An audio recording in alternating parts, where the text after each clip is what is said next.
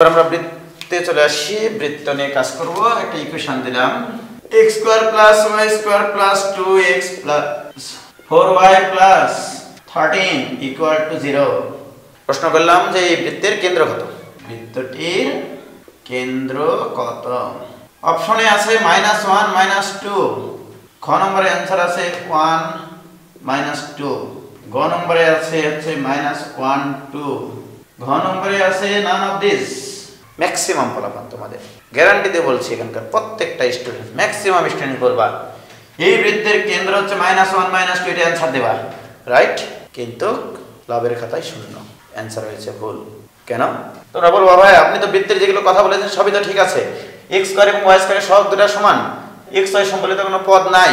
কিন্তু এখানে একটা কাহিনী দেখো, এই সমীকরণে g এর মান 1, f এর মান 2, আমরা যদি মেইন ইকুয়েশনের সাথে তুলনা করি x² + y² + 2gx + 2fy + c = 0, এটার সাথে তুলনা করে দেখো g এর মান এখানে 2 × 1 আছে, মানে g এর মান 1, f এর মান 2 আছে এবং c এর মান আছে তোমার এখানে 13। আমি যদি বলতাম তাহলে ব্যাসার্ধটা একটু বের করে দেখো তো কত হয়। ব্যাসার্ধ = g² + f² - c, this equal to √1 + 4 - 13, this equal to √8। কিরকম বিপদ চলে আসলো? আরে ভাই ঋণাত্মক সংখ্যার কি কখনো বর্গমূল বের করা যায়? এটা তো অবাস্তব। তার মানে কি ব্যাসার্ধ পাওয়া সম্ভব না এই বৃত্তে। যে বৃত্তের ব্যাসার্ধ পাওয়া কখনো সম্ভব না সেটা কখনো বৃত্তের সমীকরণই না। আমি আসলে যে প্রবলেমটা দিয়েছি এটা কোনো বৃত্তের সমীকরণই না। তাহলে বৃত্তের সমীকরণ যদি না হয় তাহলে এটার কেন্দ্র কি করে বের করা সম্ভব? এটা অবাস্তব জগতে চলে যেতে হবে, কল্পনার রাজ্যে চলে যেতে হবে। এই কল্পনার রাজ্যে চলে গেলে কেন্দ্র তোমার -1 -2 হবে আর ব্যাসার্ধ হচ্ছে একটা অবাস্তব জিনিস হবে। তার মানে এটার অ্যান্সার হবে নান অফ দিস, এটা কখনোই অ্যান্সার না। তাহলে বৃত্তের কেন্দ্র বের করা সম্ভব না। তাহলে এই জিনিসগুলো একটু মনে রাখতে হবে। এবার আসি, এরকম একটা প্রবলেম দিলাম যে ax² + 2y² + 4x + 6y + 1 = 0। এবার কিন্তু সম্ভব। দেখো g² + f² - c করে দেখো, এটা একটা ধনাত্মক মান বের করা সম্ভব। আমি বললাম এখানে এরকম একটা প্রশ্ন, বৃত্ত হলে এই সমীকরণটি একটি বৃত্ত হলে কোনটি সঠিক? আবার বললাম বৃত্তটির কেন্দ্র কত? ক্লিয়ার? তো আমরা জানি বৃত্তের সমীকরণ হতে হলে কি হতে হয়, x² এবং y² এর সহগদ্বয় সমান হতে হয় এবং g² + f² - c > 0 হতে হয়। এখানে লক্ষ্য করে দেখো, তাহলে a এর মান কি হবে? 2 হবে। তাহলে এটা বৃত্ত হতে গেলে a এর মান 2 হতে হবে। এবার বৃত্তের কেন্দ্র, তো আমরা শিখেছিলাম বৃত্তের কেন্দ্র নির্ণয় করার সময় x² এবং y² এর সহগদ্বয়কে 1 বানিয়ে x এবং y এর সহগকে -2 দ্বারা ভাগ করলে যা হয় সেটাই কেন্দ্র। তাহলে এবার আমরা কি করব, 2 দ্বারা ভাগ করে দিই। তাহলে x² + y² + 2x + 3y + ½ = 0। Clear? এবার আসি তাহলে বৃত্তের কেন্দ্র। তাহলে কেন্দ্র কত হবে দেখো, এখানে কি বলেছিলাম যে x এবং y এর সহগকে 1 বানিয়ে x এবং y এর সহগকে -2 দ্বারা ভাগ করলে যা হয় সেটাই কেন্দ্র। তাহলে এখন x এবং y এর সহগকে -2 দ্বারা ভাগ করলে যা হবে সেটাই কেন্দ্র। এবার দেখো তাহলে কেন্দ্র কত আসতেছে, 2 কে যদি -2 দ্বারা ভাগ করি তাহলে -1 এবং 3 কে যদি আমরা -2 দ্বারা ভাগ করি তাহলে -3/2, এটাই কেন্দ্র। এবার যদি আমরা ব্যাসার্ধ বের করতে চাই তাহলে অতএব ব্যাসার্ধ = √g² + f² - c। এখানে g এর মান কিন্তু কত? g এর মান 1, দ্যাট মিনস এর উপর স্কয়ার করলে হবে 1, আর f² মানে 9/4 - c মানে কত? ½, এটা = যা আসবে সেটাই অ্যান্সার। তোমরা হিসাব করে নিবা। তাহলে বৃত্ত হলে কোন নিম্নের কোনটি সঠিক হবে, বৃত্তের কেন্দ্র কত, বৃত্তের ব্যাসার্ধ কত, এই জিনিসগুলো তোমাকে বের করতে বলবে। ক্লিয়ার? এবার দেখো একটা প্রবলেম যে x - y + 3 2 + kx + 1 * 2y + 3, this = 0। তাহলে আমার প্রশ্ন হচ্ছে যে k এর মান কত হলে ইহা বৃত্ত নির্দেশ করে। তাহলে k এর মান কত হলে এই সমীকরণটা একটা বৃত্ত নির্দেশ করবে? তো আমরা জানি বৃত্তের সমীকরণ হতে গেলে x² এবং y² এর সহগ দুটো সমান হয়, xy সম্বলিত কোনো পদ থাকা যাবে না এবং G square plus AP square minus C is greater than or equal to 0 হবে। তাহলে এই সমীকরণটাকে আমরা আদর্শ আকারে নিয়ে যাব। তাহলে a plus B plus C whole স্কয়ারের সূত্রে দেখো X square plus Y square plus 9 minus plus 2ab হবে। 2ab মানে 2 into minus X into minus Y মানে minus 2xy minus 6y plus এই দুটো উৎপাদক যদি গুণ করি আমরা 2kxy plus 3kx plus 2y plus 3 equal to 0। Clear? তাহলে বৃত্তের সমীকরণের শর্ত কি ছিল? এক্স স্কয়ার এবং ওয়াই স্কয়ারের সহগদ্বয় সমান হবে। লক্ষ্য করে দেখো এখানে যে এখানে এক্স স্কয়ার এবং ওয়াই স্কয়ার সহগদ্বয় সমান। তারপরে কি শর্ত ছিল? শর্ত ছিল এক্স ওয়াই সম্বলিত কোনো পদ থাকা যাবে না, অর্থাৎ এক্স ওয়াই সাথে যে সহগগুলো থাকবে সেটার মান হবে 0। এখানে দেখো এবং এখানে দেখো এই দুইটা পদে আমাদের এক্স ওয়াই পদ আছে। তাহলে এক্স ওয়াই সাথে এখানে কত আছে? -2 এবং এখানে এক্স ওয়াই সাথে কত আছে? +2k। তাহলে আমরা কি জানি? এক্স ওয়াই সম্বলিত কোনো পদ থাকা যাবে না, সুতরাং -2 + 2k = 0 হওয়া উচিত। অতএব k = 1, অর্থাৎ k এর মান যদি 1 হয় তাহলে সমীকরণটি বৃত্ত নির্দেশ করবে। এবার আসছি আমরা তাহলে বৃত্তের সমীকরণের কিছু কাজকর্ম করলাম আমরা। এবারে যে কাজটা করব সেটা হচ্ছে যে এই সমীকরণটা নিয়ে কাজ করব। x square plus y square plus 2gx plus 2fy plus c = 0। এটা কিসের সমীকরণ? এটা একটা বৃত্তের সমীকরণ। বৃত্তের সমীকরণ কয়েকটা আছে, এটা একটা। আরেকটা বৃত্তের সমীকরণ হচ্ছে x square plus y square = a square. আরেকটা বৃত্তের সমীকরণ হচ্ছে x minus h whole square plus y minus k whole square = a square. এই হচ্ছে সাধারণত তিনটা বৃত্তের সমীকরণ নিয়ে আমরা কাজ করি। আরেকটা বৃত্ত আছে যেটা হচ্ছে তোমার এরকম x minus x1 into x minus x2 plus y minus y1 into y minus y2 this equal to 0। পরিচয় হচ্ছে এই বৃত্তের কেন্দ্র একটু আগে শিখেছি আমরা -g - f, ব্যাসার্ধ হচ্ছে তোমার √over g square plus f square minus c। এটা কেন্দ্র, এটা ব্যাসার্ধ। এই বৃত্তের কেন্দ্র 0 0 আর ব্যাসার্ধ হচ্ছে তোমার a। এই বৃত্তের কেন্দ্র হচ্ছে তোমার হাসিনা খালেদা এবং ব্যাসার্ধ হচ্ছে তোমার এরশাদ। তাহলে বৃত্তের কেন্দ্র হচ্ছে হাসিনা খালেদা আর ব্যাসার্ধ হচ্ছে এরশাদ। যাই হোক, আর এটা কেমন জানো? এটা হচ্ছে এরকম একটা বৃত্ত যে বৃত্তের ব্যাসের প্রান্তবিন্দু দুটো জানা থাকে। এখানে ব্যাসের প্রান্তবিন্দু হচ্ছে x1 y1, এখানে হচ্ছে x2 y2। এই যে ব্যাসের প্রান্তবিন্দু দুটো যদি জানা থাকে কোনো ক্রমে, সেক্ষেত্রে বৃত্তের সমীকরণ হবে x minus x1 into x minus x2 plus y minus y1 into y minus y2 = 0। এই হচ্ছে চারটা বেসিক বৃত্তের সমীকরণ। এই সমীকরণগুলো নিয়েই আসলে সমীকরণ নির্ণয় করতে হয়। এটা আমরা আসবো আস্তে আস্তে। প্রথমত আমরা এটা নিয়ে কাজ করি একটু, যে এই বৃত্তটার ক্ষেত্রে আমরা কি কি কাজ করতে পারি। দেখো, 1 নম্বর কন্ডিশন, বৃত্তটি যদি মূল বিন্দুগামী হয়, বৃত্তটি মূল বিন্দুগামী হলে c = 0 হবে। কারণ মূল বিন্দু মানে 0 0 বিন্দুগামী। 0 0 বিন্দুতে যদি পাস করে দাও তাহলে c এর মান 0 হবে। তাহলে মূল বিন্দুগামী যে কোনো বৃত্তের সমীকরণ হবে x square plus y square plus 2gx plus 2fy = 0। x এর মান 0, y এর মান 0 বসে দেখো c = 0 হয়ে আসবে। এবার 2 নম্বর কন্ডিশন। 2 নম্বর কি ঘটনা ঘটে? আমি যেটা করব সেটা হচ্ছে যে এই বৃত্তটা x অক্ষ থেকে কি পরিমাণ অংশ কাটে সেটা বের করব। অর্থাৎ x অক্ষ হতে কর্তৃত j এর দৈর্ঘ্য বের করব। যেমন আমি মনে করো বৃত্তটা আঁকলাম এরকম হবে। এবারে আমি x অক্ষ থেকে কাটা অংশ বের করব। দ্যাট মিন্স এইটুকু বের করব।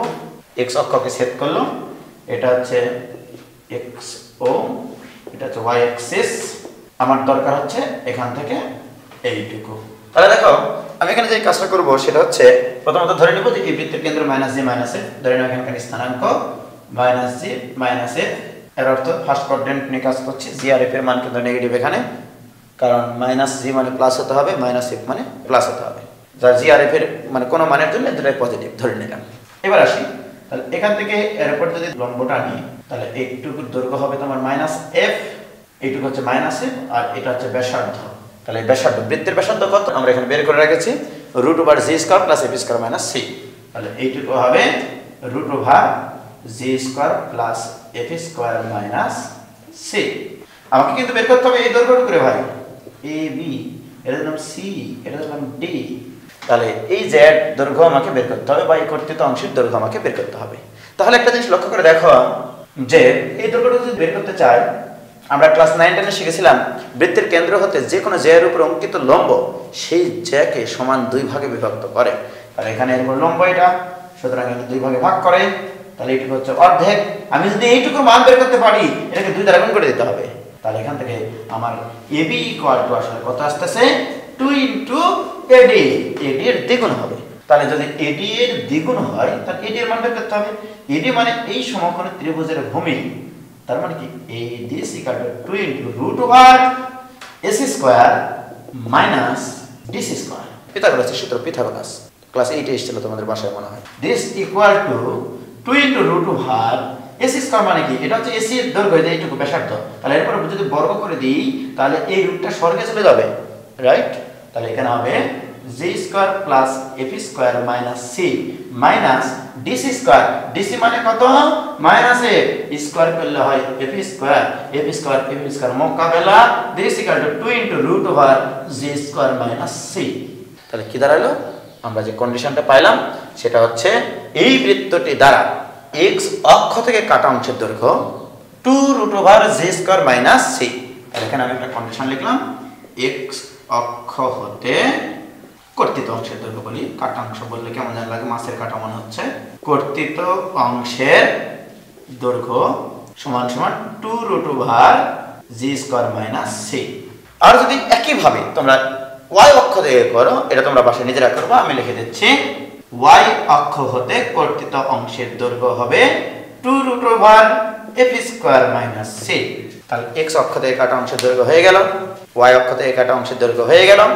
তাহলে x অক্ষ থেকে কাটলাম, y অক্ষ থেকে কাটলাম। এবার একটা নির্দিষ্ট সরল রেখা থেকে কি পরিমাণ জ্যা কাটে সেটা আমরা বের করব। একটা নির্দিষ্ট সরল রেখা থেকে কি পরিমাণ জ্যা খণ্ডন করে সেটা আমরা বের করব। ওকে, এবারে দেখো, এবার আমরা বের করব। মনে করো এরকম যে এই হচ্ছে মনে করো একটা বৃত্ত, এই সরল রেখাটার ইকুয়েশন তোমার দেওয়া থাকবে, সে x plus by plus c equal to 0। এটা হচ্ছে একটা নির্দিষ্ট সরল রেখা।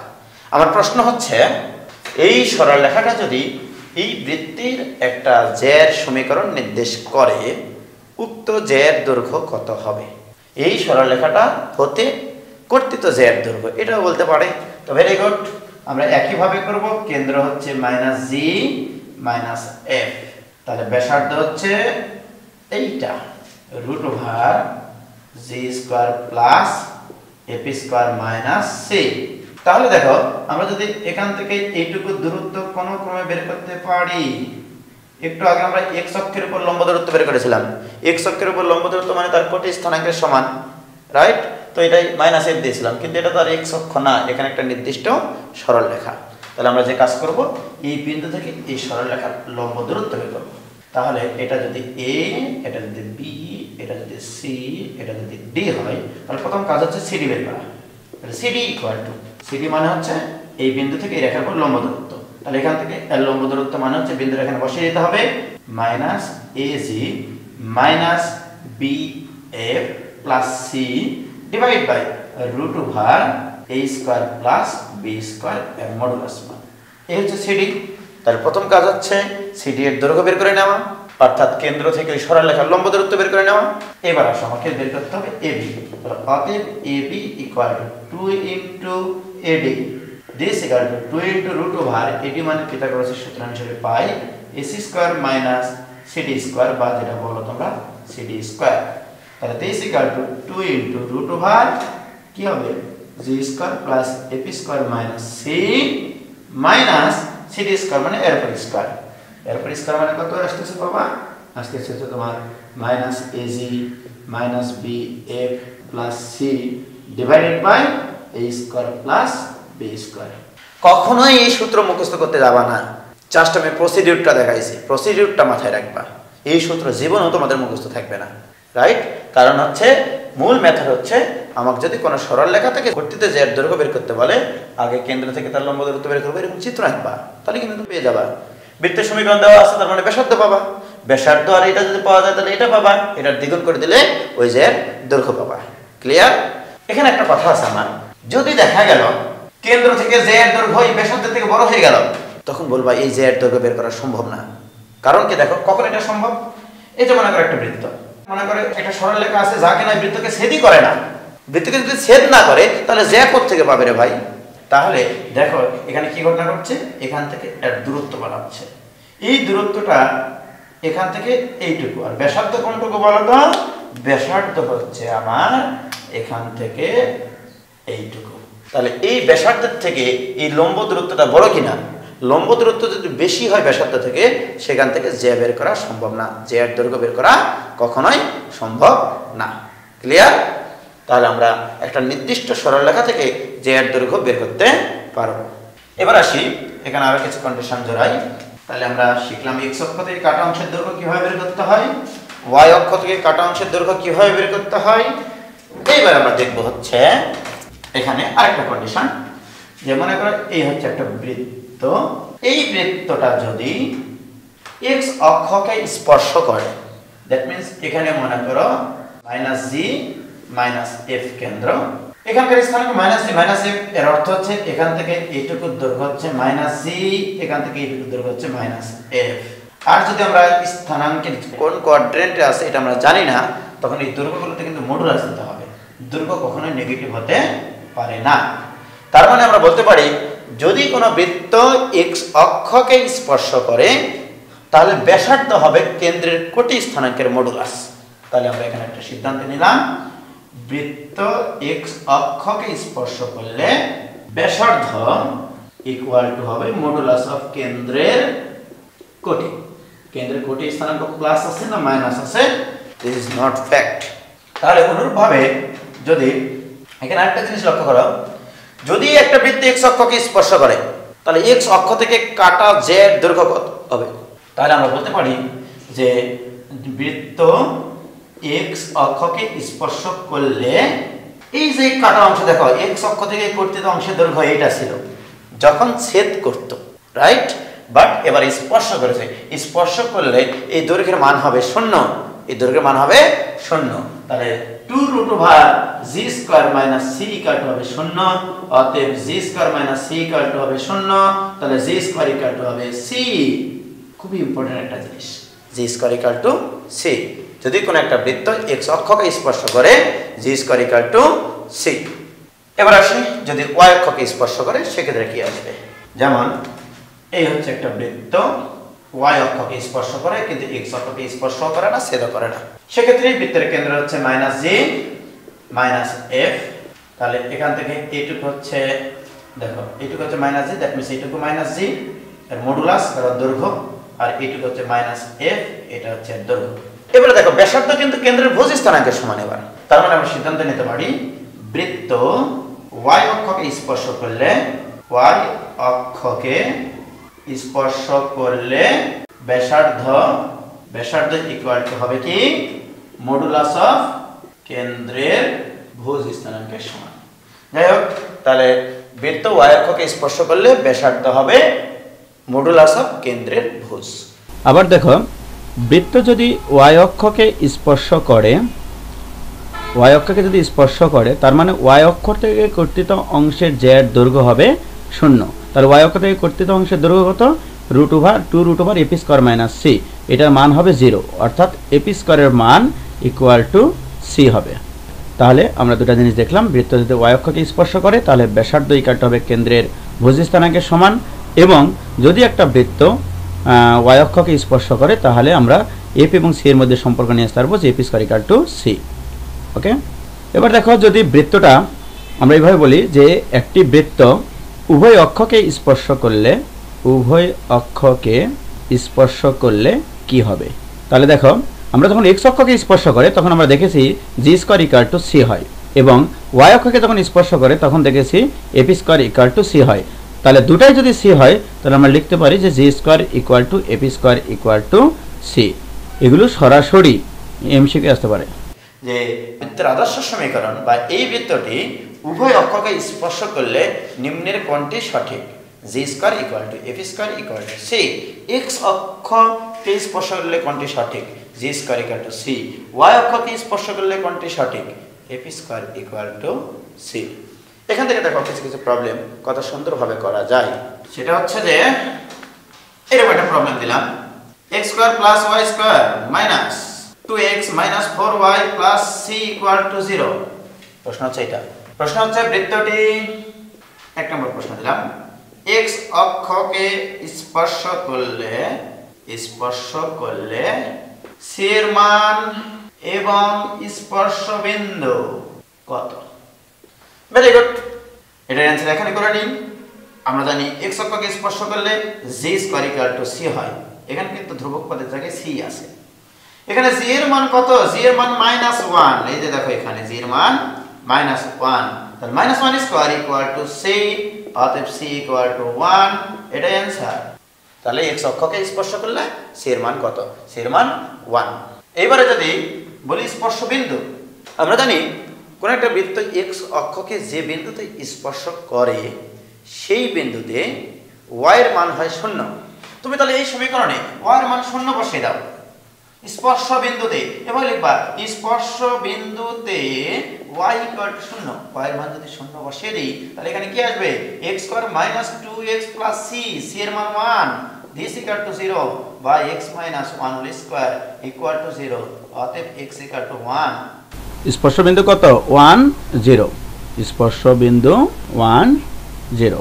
তাহলে এরকম অঙ্ক অনেক তোমাদের বই আছে। এবার যদি আমি বলি এই বৃত্তটি y অক্ষকে স্পর্শ করলে c এর মান কত এবং স্পর্শ বিন্দুর স্থানাঙ্ক কত হবে, তাহলে এখানে x এর জায়গায় শুধু আমরা লিখব হচ্ছে y অক্ষকে স্পর্শ করলে c এর মান এবং স্পর্শ বিন্দু কত হয়। তো আমরা জানি যে কোনো একটা বৃত্ত যদি y অক্ষকে স্পর্শ করে তাহলে আমরা জানি f square equal two c হয়, c। তাহলে এখানে f এর মান কত? যে f এর মান কত এখানে দেখো তো, f এর মান হচ্ছে -2, -2 এর উপর স্কয়ার মানে হচ্ছে 4, this equal two c। Clear? তাহলে c এর মান কত? 4। কত সহজ হয়ে গেল, রাইট? এবারে স্পর্শ বিন্দুর স্থানাঙ্ক, তাহলে এবার আমরা দেখব যে কোথাকার স্পর্শ বিন্দুর স্থানাঙ্ক বের করতে হবে। আমাদেরকে বের করতে হবে y অক্ষের স্পর্শ বিন্দু। তাহলে y অক্ষকে যদি কোনো একটা বৃত্ত স্পর্শ করে তাহলে স্পর্শ বিন্দুতে x এর মান কত হবে? 0 হবে। x এর মান যদি আমরা এই সমীকরণে বসিয়ে দিই তাহলে মানটা কত আসতেছে দেখো, তাহলে y square minus 4y plus c এর মান কত পাইছি আমরা? 4, দিস ইকুয়াল টু 0। তাহলে এটাকে লেখা যাচ্ছে y minus 2 whole square equal to 0, অতএব y ইকুয়াল টু 2। তাহলে x এর মান পাইলা 0, y এর মান পাইলা 2, তাহলে স্পর্শ বিন্দুর স্থানাঙ্ক, তাহলে স্পর্শ বিন্দুর স্থানাঙ্ক কত হবে? 0 2। ক্লিয়ার? তাহলে কোন একটা বৃত্ত যদি x অক্ষকে স্পর্শ করে তাহলে c এর মান এবং স্পর্শ বিন্দু বের করতে বলতে পারে, আবার y অক্ষকে স্পর্শ করলে c এর মান এবং স্পর্শ বিন্দুর মান বের করতে বলতে পারে। ক্লিয়ার? এবার দেখো আরেকটা প্রবলেম যেটা কিনা মাঝে মধ্যে পরীক্ষায় দেখা যায়। এরকম প্রশ্ন আসে, নিম্নের কোন বৃত্তটি উভয় অক্ষকে স্পর্শ করে? তাহলে নিম্নের কোন বৃত্তটি উভয় অক্ষকে স্পর্শ করে? আমরা কিন্তু জানি যে কোনো একটা বৃত্ত যদি উভয় অক্ষকে স্পর্শ করে তাহলে G square equal to AP square, sorry plus লেখা হয়ে গেছে, G square equal to AP square equal to C হয়, রাইট? তাহলে G square equal to AP square equal to C হলে একটা বৃত্ত উভয় অক্ষকে স্পর্শ করবে। অপশনে থাকলো তোমার ক নম্বর X square plus Y square minus 2x minus 4y plus 25 equal to 0। খ নম্বরে থাকলো X square plus Y square minus তোমার 10x plus 12y plus 7 equal to 0। গ নম্বরে দিলাম x square plus Y square minus 10x minus 10y plus 25 equal to 0। ঘ নম্বরে দিলাম নান অফ দিস। অ্যানসার কোনটা হবে? আর মনে করো না নান অফ দিস হবে, কারণ কালকে থেকে ওই নান অফ দিসই তো করাচ্ছি। এটা অ্যানসার হবে কিভাবে? আমাদের এখানে c এর মান 25, g এর মান -1, স্কয়ার করলে 1 হয়। 1 আর 25 একই না, সুতরাং এটার অ্যানসার হবে না। আমরা জানি g square equal two f square equal two c হবে। এখানে দেখো -5, g এর মান স্কয়ার করলে 25, এখানে আছে 7, তাহলে এটাও হবে না। এখানে দেখো সেই এখানে 25 দিলাম, তাও কিন্তু হতো না, কারণ তুমি মনে করো না যে একটা মিলালেই হবে, আমাকে দুটো মিলাইতে হবে। g square equal two f square equal two c মিলাইতে হবে। তাহলে এখানে দেখো g মান হচ্ছে -5, স্কয়ার করলে 25 মিলে গেছে, তার মানে এটা অ্যানসার না। এখানে আবার f এর মান -6 এর উপর স্কয়ার করলে 36 হয়, 36 তো 25 এর সমান না, সুতরাং এটাও অ্যানসার না। এবার এখানে আসি, -5 এখানে g এর মান, এর উপর স্কয়ার করলে 25 -f মানে 5, f এর মান -5 স্কয়ার করলে হয় 25, তার মানে g square equal two f square equal two c, এটা মিলে গেছে, সুতরাং এটা 100% অ্যানসার। বেশিক্ষণ সময় লাগবে না, তাহলে আমরা এরকম বৃত্তগুলো বের করতে পারবো যদি উভয় অক্ষকে স্পর্শ করে। এবার আমরা বিভিন্ন ধরনের বৃত্তের সমীকরণ বের করব। কত প্রকারের বৃত্ত হতে পারে একটা একটা করে আমরা বলবো আর কি। এবং এই বৃত্তগুলো গ্রহণ করতে গিয়ে আমরা ইকুয়েশন যতক্ষণ দেখাইছি বৃত্তের সমীকরণ বের করার, ওগুলো সমীকরণ ইউজ করব। প্রথমত দিলাম এরকম একটা অঙ্ক লিখলাম না, এরকম মনে করে একটা বৃত্ত আঁকলাম যার কেন্দ্র দেওয়া আছে 2, 3 এবং ব্যাসার্ধ দেওয়া আছে 5। এরপর এটা ইন্টারমিডিয়েট ফার্স্ট থেকে 9 10 সেল বেলাও পারে এই বৃত্তের সমীকরণ নির্ণয় করতে, আসলেই পারে। এই বৃত্তের সমীকরণ কি হবে? কেন্দ্র আর ব্যাসার্ধ জানা থাকলে বৃত্তের সমীকরণ x - 2 whole square plus y - 3 whole square equal to ব্যাসার্ধ স্কয়ার 5 স্কয়ার। আর আমি এটা কিভাবে শেখাই? আমি শেখাই হচ্ছে এই বৃত্তের উপরে স্থিত যে কোনো একটা বিন্দু p অফ x y নেব। আমি সূত্র মুখস্থ রাখবো না, আমি মনে রাখবো এইটা। বৃত্ত কাকে বলে? এবারে দেখো, বৃত্তের চ্যাপ্টার অনেকক্ষণ থেকে করাচ্ছি কিন্তু বৃত্তের সংজ্ঞায় দেওয়া হয়নি, এটা কোনো কথা হইলো? আসলে বৃত্তটা কি? বৃত্তটা হচ্ছে এরকম একটা জিনিস যে গ্রামের দিকে তোমরা আগে এই যে সরিষার তেল যেগুলো তোমরা খাও, হ্যাঁ, এই সরিষার তেল যখন মেশিন পদ্ধতি ছিল না, একবার ডিজিটাল পদ্ধতি মেশিন তৈরি হয়ে গেছে। আগে যখন মেশিন ছিল না তখন এই সরিষার তেলগুলো কিভাবে বানানো হতো জানো? এরকম একটা মনে করো তেল বের করার একটা প্যানেল ছিল, ওই প্যানেলের মধ্যে সরিষা রাখতো আর একটা নির্দিষ্ট দূরত্বে একটা বাঁশ বা একটা কাদের উপরে জোয়াল বলে আমাদের গ্রামের দিকে, ওই জোয়াল দিয়ে গরুকে ঘুরতে বলতো, একটা গরু দিয়ে এইভাবে ঘুরাইতো, রাইট? তাহলে দেখো এখানে একটা বিন্দু, এখানে অনেকগুলো সরিষা, এর উপরে কিন্তু আরেকটা পাটাতন দেওয়া থাকে যেটা ওটাকে পেয়ে আর কি দিয়ে এখান থেকে একটা জোয়াল নিয়ে যায় এখানে একটা গরু, মনে করে এটা হচ্ছে একটা গরু। এইবারে গরুকে করে কি মান লাগায় আর গরু দৌড়াইতে থাকে। এখন এটা যেহেতু বাঁশের তৈরি বা কাঠের তৈরি, এটা তো লম্বা, ইলাস্টিসিটি নাই যে এটা লম্বা হবে আবার খাটো হবে, রাইট? গরুর উপায় নাই, ও গরু দৌড়াতে থাকলে গরু কোন দিকে দৌড়াবে, এদিকে নাকি এদিকে? যাইতে পারবে না, কারণ এটা দৈর্ঘ্য তো বেশি হতে পারে না। তাহলে গরু কি করবে জানো? এইভাবে দেখো, রাইট? গরুকে যদি মান লাগানো হয় তাহলে গরু এভাবে ঘুরতে থাকবে মানে কি? এর পাটাতনের পরে পাটাতন মানে করে চাপা দিয়ে ঘুরবে, তখন সরিষা থেকে তেল বাড়ায়, রাইট? এই যে গরু চলার পথ, এই গরু চলার পথকে বলা হয় বৃত্ত। তাহলে এখানে যে কাজটা করানো হয়েছে, একটা নির্দিষ্ট বিন্দু হতে নির্দিষ্ট দূরত্বের কোন একটা বিন্দুর চলার পথকে বলা হয় বৃত্ত। একটা নির্দিষ্ট বিন্দু হতে নির্দিষ্ট দূরত্বের কোন একটা বিন্দুর চলার পথকে বলা হয় বৃত্ত। তার মানে কি? এই যে নির্দিষ্ট বিন্দু, এই যে চলমান বিন্দু, এই দুটো বিন্দুর দূরত্ব সব সময় যদি সমান হয়, সব সময় যদি 5 হয়, তখন এটাকে বলা হয় বৃত্ত। তার মানে কি? এই দুটো বিন্দুর মধ্যবর্তী দূরত্ব ইকুয়াল টু 5। তাহলে দুটো বিন্দুর মধ্যবর্তী দূরত্ব বের করতে পারি আমরা কিভাবে? ভুজদ্বয়ের অন্তর, এই যে দেখো x - 2 whole square plus y - 3 whole square.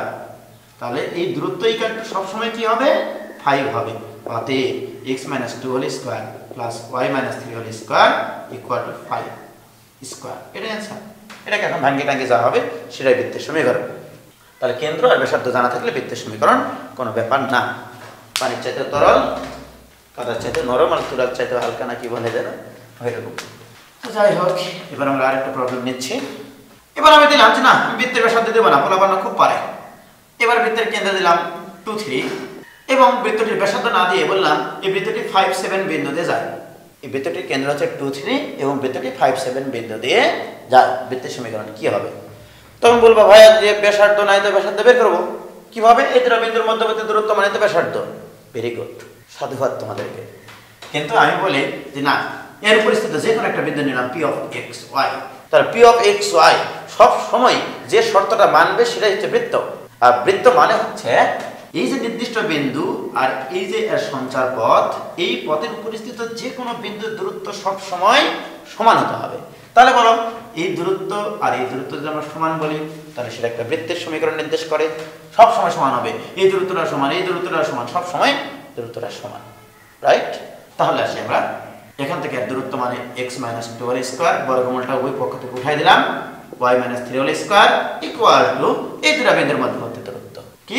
ভুজদ্বয়ের অন্তর মানে 5 - 2 হোল স্কয়ার প্লাস কোটিদ্বয়ের অন্তর মানে 7 - 3 হোল স্কয়ার। এটাই आंसर রে ভাই। এখন যোগ বিয়োগ করে বসাই দেব, কমপ্লিট অঙ্ক, এক লাইন। একটু হিসাব নিকাশ, a - b হোল স্কয়ার সূত্র, a - b হোল স্কয়ার সূত্র যা আসবে সেটাই आंसर। তাহলে একটা নির্দিষ্ট বিন্দুগামী যদি হয়, কেন্দ্র যদি দেওয়া থাকে, তাহলে বৃত্তের সমীকরণ কমপ্লিট। তাহলে আমরা এটা শিখলাম, দুটাকে শিখলাম বৃত্তের সমীকরণ নির্ণয় সংক্রান্ত।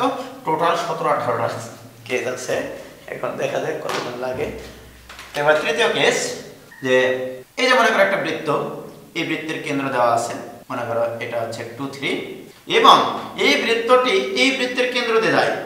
মনে করো এখানে আরেকটা বৃত্ত আঁকলাম যে বৃত্তটার কেন্দ্র হচ্ছে এখানে, এই বৃত্তটার সমীকরণ দেওয়া থাকবে x square plus y square minus 6x minus 14y plus 3 equal to 0 দিলাম এটা।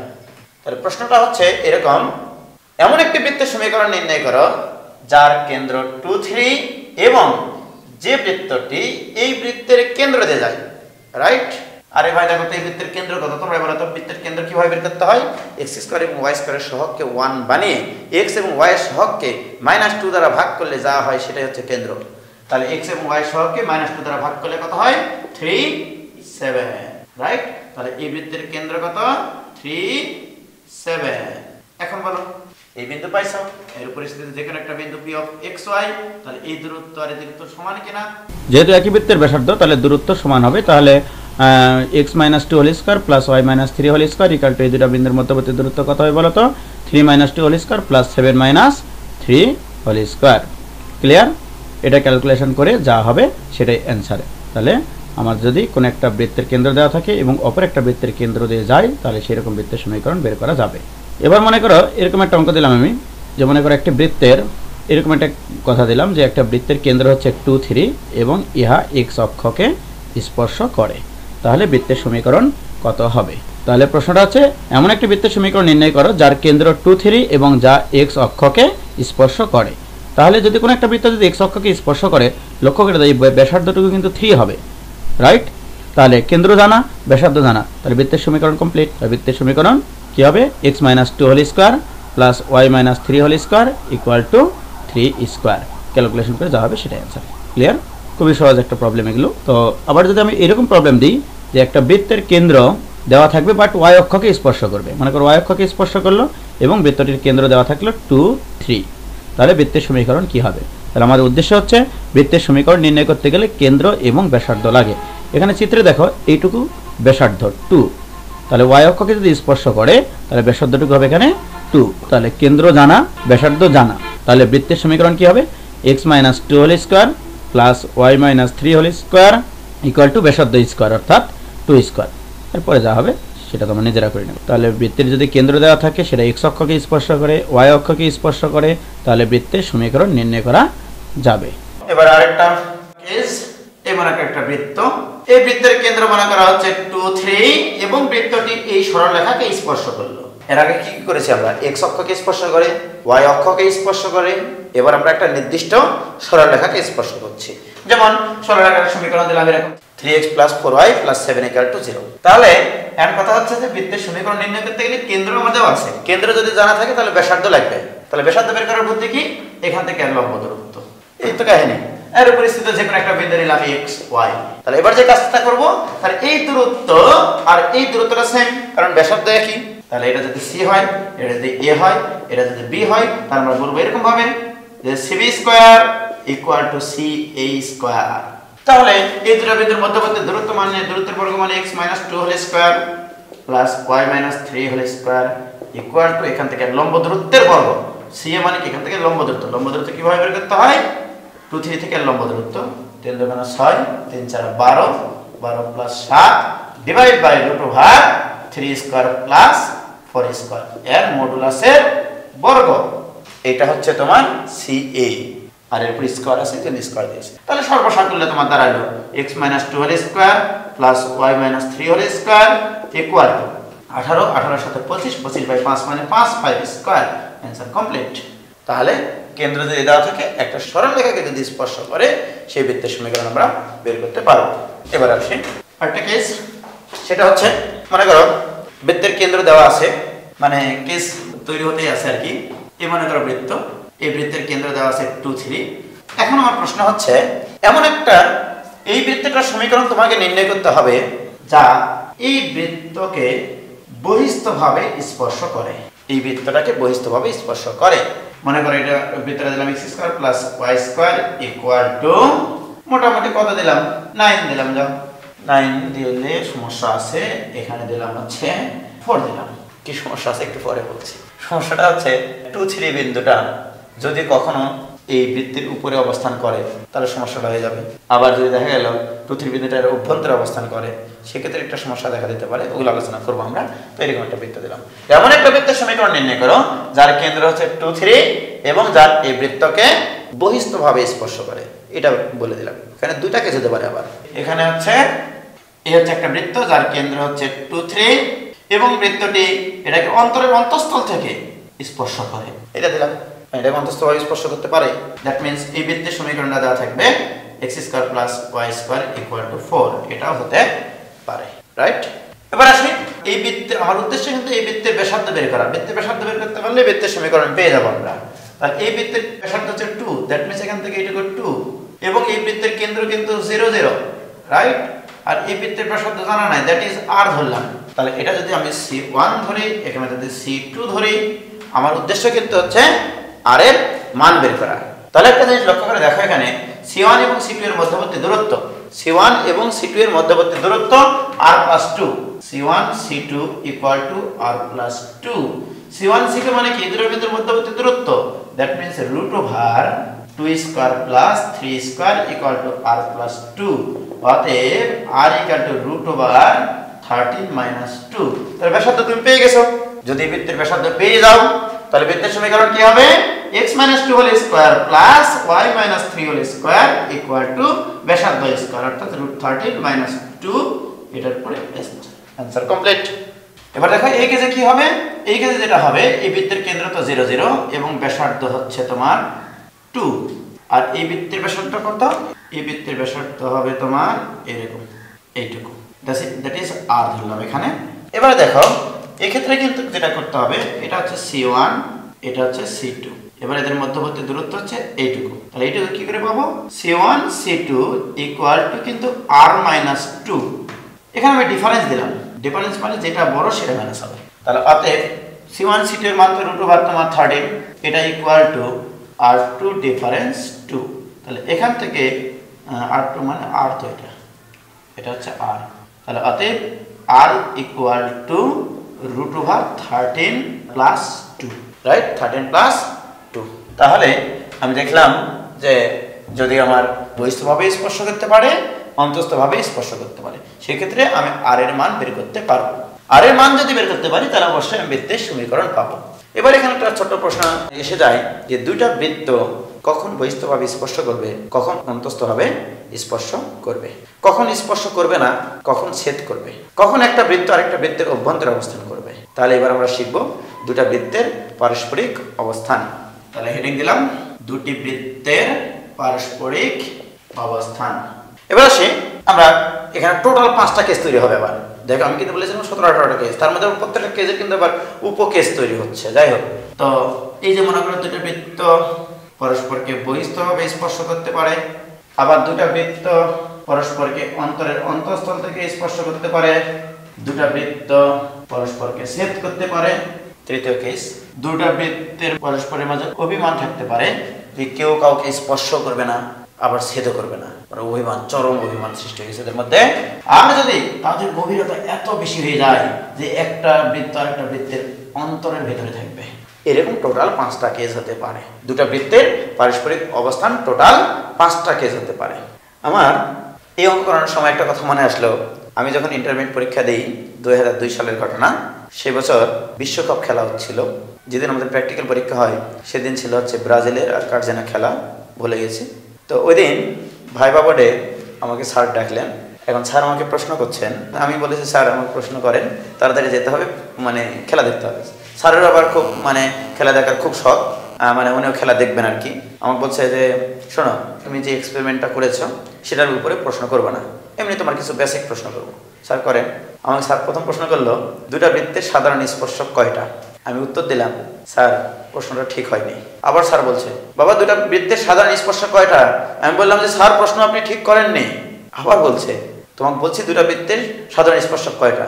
আমি বললাম, স্যার আপনি যদি সঠিকভাবে প্রশ্ন করতে না পারেন আমি উত্তরও দেবো না। এবার স্যার খেপে গেছে। স্যার এবার আমার খেপে যায়, এভাবে বলছে, ছেলে তোমাকে বলা হয়েছে দুটা বৃত্তের সাধারণ স্পর্শক কয়টা? এবার আমি বললাম, স্যার আপনি তো প্রশ্ন করতেই জানেন না, প্রশ্ন ঠিক মতো না করতে পারলে আমি উত্তর দেবো কি? আমি যদি বলি একটা আপনি বলবেন ভুল, আমি যদি বলি দুইটা আপনি বলবেন ভুল, তিনটা বললেও ভুল, চারটা বললেও ভুল, তাহলে কোনটা সঠিক দেব আমি? এইভাবে ভাবে বসে আসলে স্যার ঘটনাটা কি জানেন, আপনার প্রশ্ন করা উচিত ছিল দুটা বৃত্ত কিভাবে অবস্থান করে এটা আপনি আমাকে বলে দেননি, তাহলে আমি কয়টা স্পর্শক বলবো? এই ধরনের একটা কেস তৈরি হয়েছিল। আমি তখন স্যারকে এইরকম 5টা চিত্র আঁকে তখন বলেছিলাম, স্যার এই যে দেখেন এই ঘটনায় সর্বমোট 3টা সাধারণ স্পর্শক আছে। কিভাবে? 1, 2, এই যে এখানে একটা সাধারণ স্পর্শক 3টা আছে, রাইট? আর যদি এইরকম স্যার একটা বৃত্ত যদি তার একটা বৃত্তকে অন্তরের অন্তঃস্থল থেকে স্পর্শ করে, সেক্ষেত্রে সাধারণ স্পর্শক হয় একটা। আর যদি দুটা বৃত্ত পরস্পরকে ছেদ করে, তাহলে সাধারণ স্পর্শক হবে 2টা, কারণ দেখো এখানে একটা স্পর্শক, এখানে একটা স্পর্শক। আর যদি স্যার দুটা বৃত্তের মাঝে অভিমান থাকে, কেউ কাউকে স্পর্শও করবে না, ছেদও করবে না, সেক্ষেত্রে সাধারণ স্পর্শক হবে 4টা। কিভাবে? এখানে একটা, এখানে একটা 2টা, এখানে একটা 3টা, এখানে একটা 4টা, তাহলে টোটাল সাধারণ স্পর্শক আসবে এখানে 4টা। আর যদি স্যার দুইটা বৃত্তের মধ্যে একটা বৃত্তের অন্তরের ভিতরে যদি আরেকটা বৃত্ত অবস্থান করে, তখন এই দুটা বৃত্তের কোনো সাধারণ স্পর্শক থাকবে না।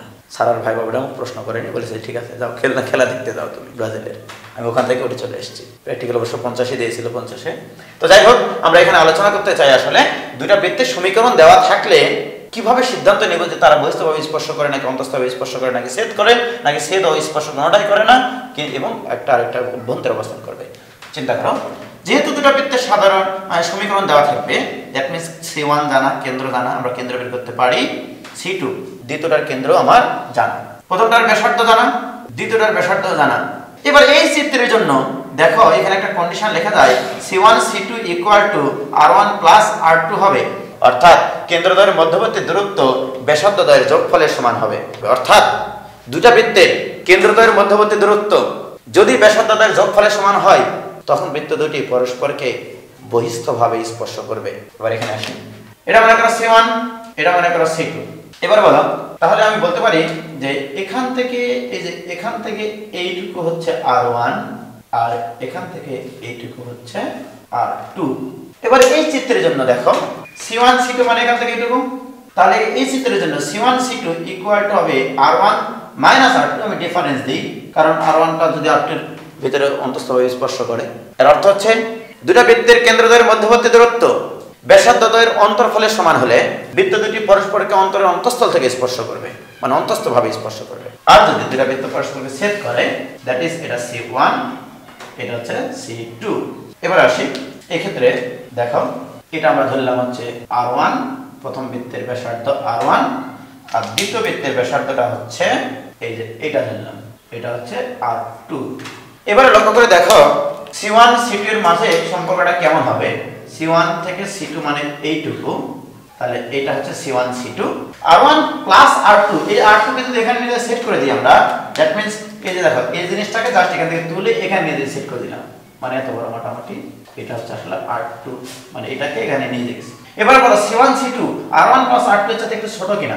অবশ্যই ছোট। তাহলে আমরা সিদ্ধান্ত নিতে পারি যে C1 C2 is less than R1 + R2, অর্থাৎ কেন্দ্রদ্বয়ের মধ্যবর্তী দূরত্ব যদি ব্যাসার্ধদ্বয়ের যোগফল অপেক্ষা ছোট হয়, তখন বৃত্ত দুটি পরস্পরকে ছেদ করবে। এবার এখানে আসি, তাহলে এটা যদি C1, এটা যদি C2 হয়, এটা যদি R1 হয়, এটা যদি R2 হয়, C1 C2 মানে এখান থেকে এইটুকু, তার মানে আমরা বলতে পারি এখানে C1 C2 is greater than R1 + R2, অর্থাৎ কেন্দ্রদ্বয়ের মধ্যবর্তী দূরত্ব যদি ব্যাসার্ধদ্বয়ের যোগফল অপেক্ষা বেশি হয়, তখন বৃত্ত দুটি পরস্পরকে ছেদ করবে না, স্পর্শও করবে না, তাদের মধ্যে একটা বিরাট অভিমান সৃষ্টি হয়ে যাবে, রাইট?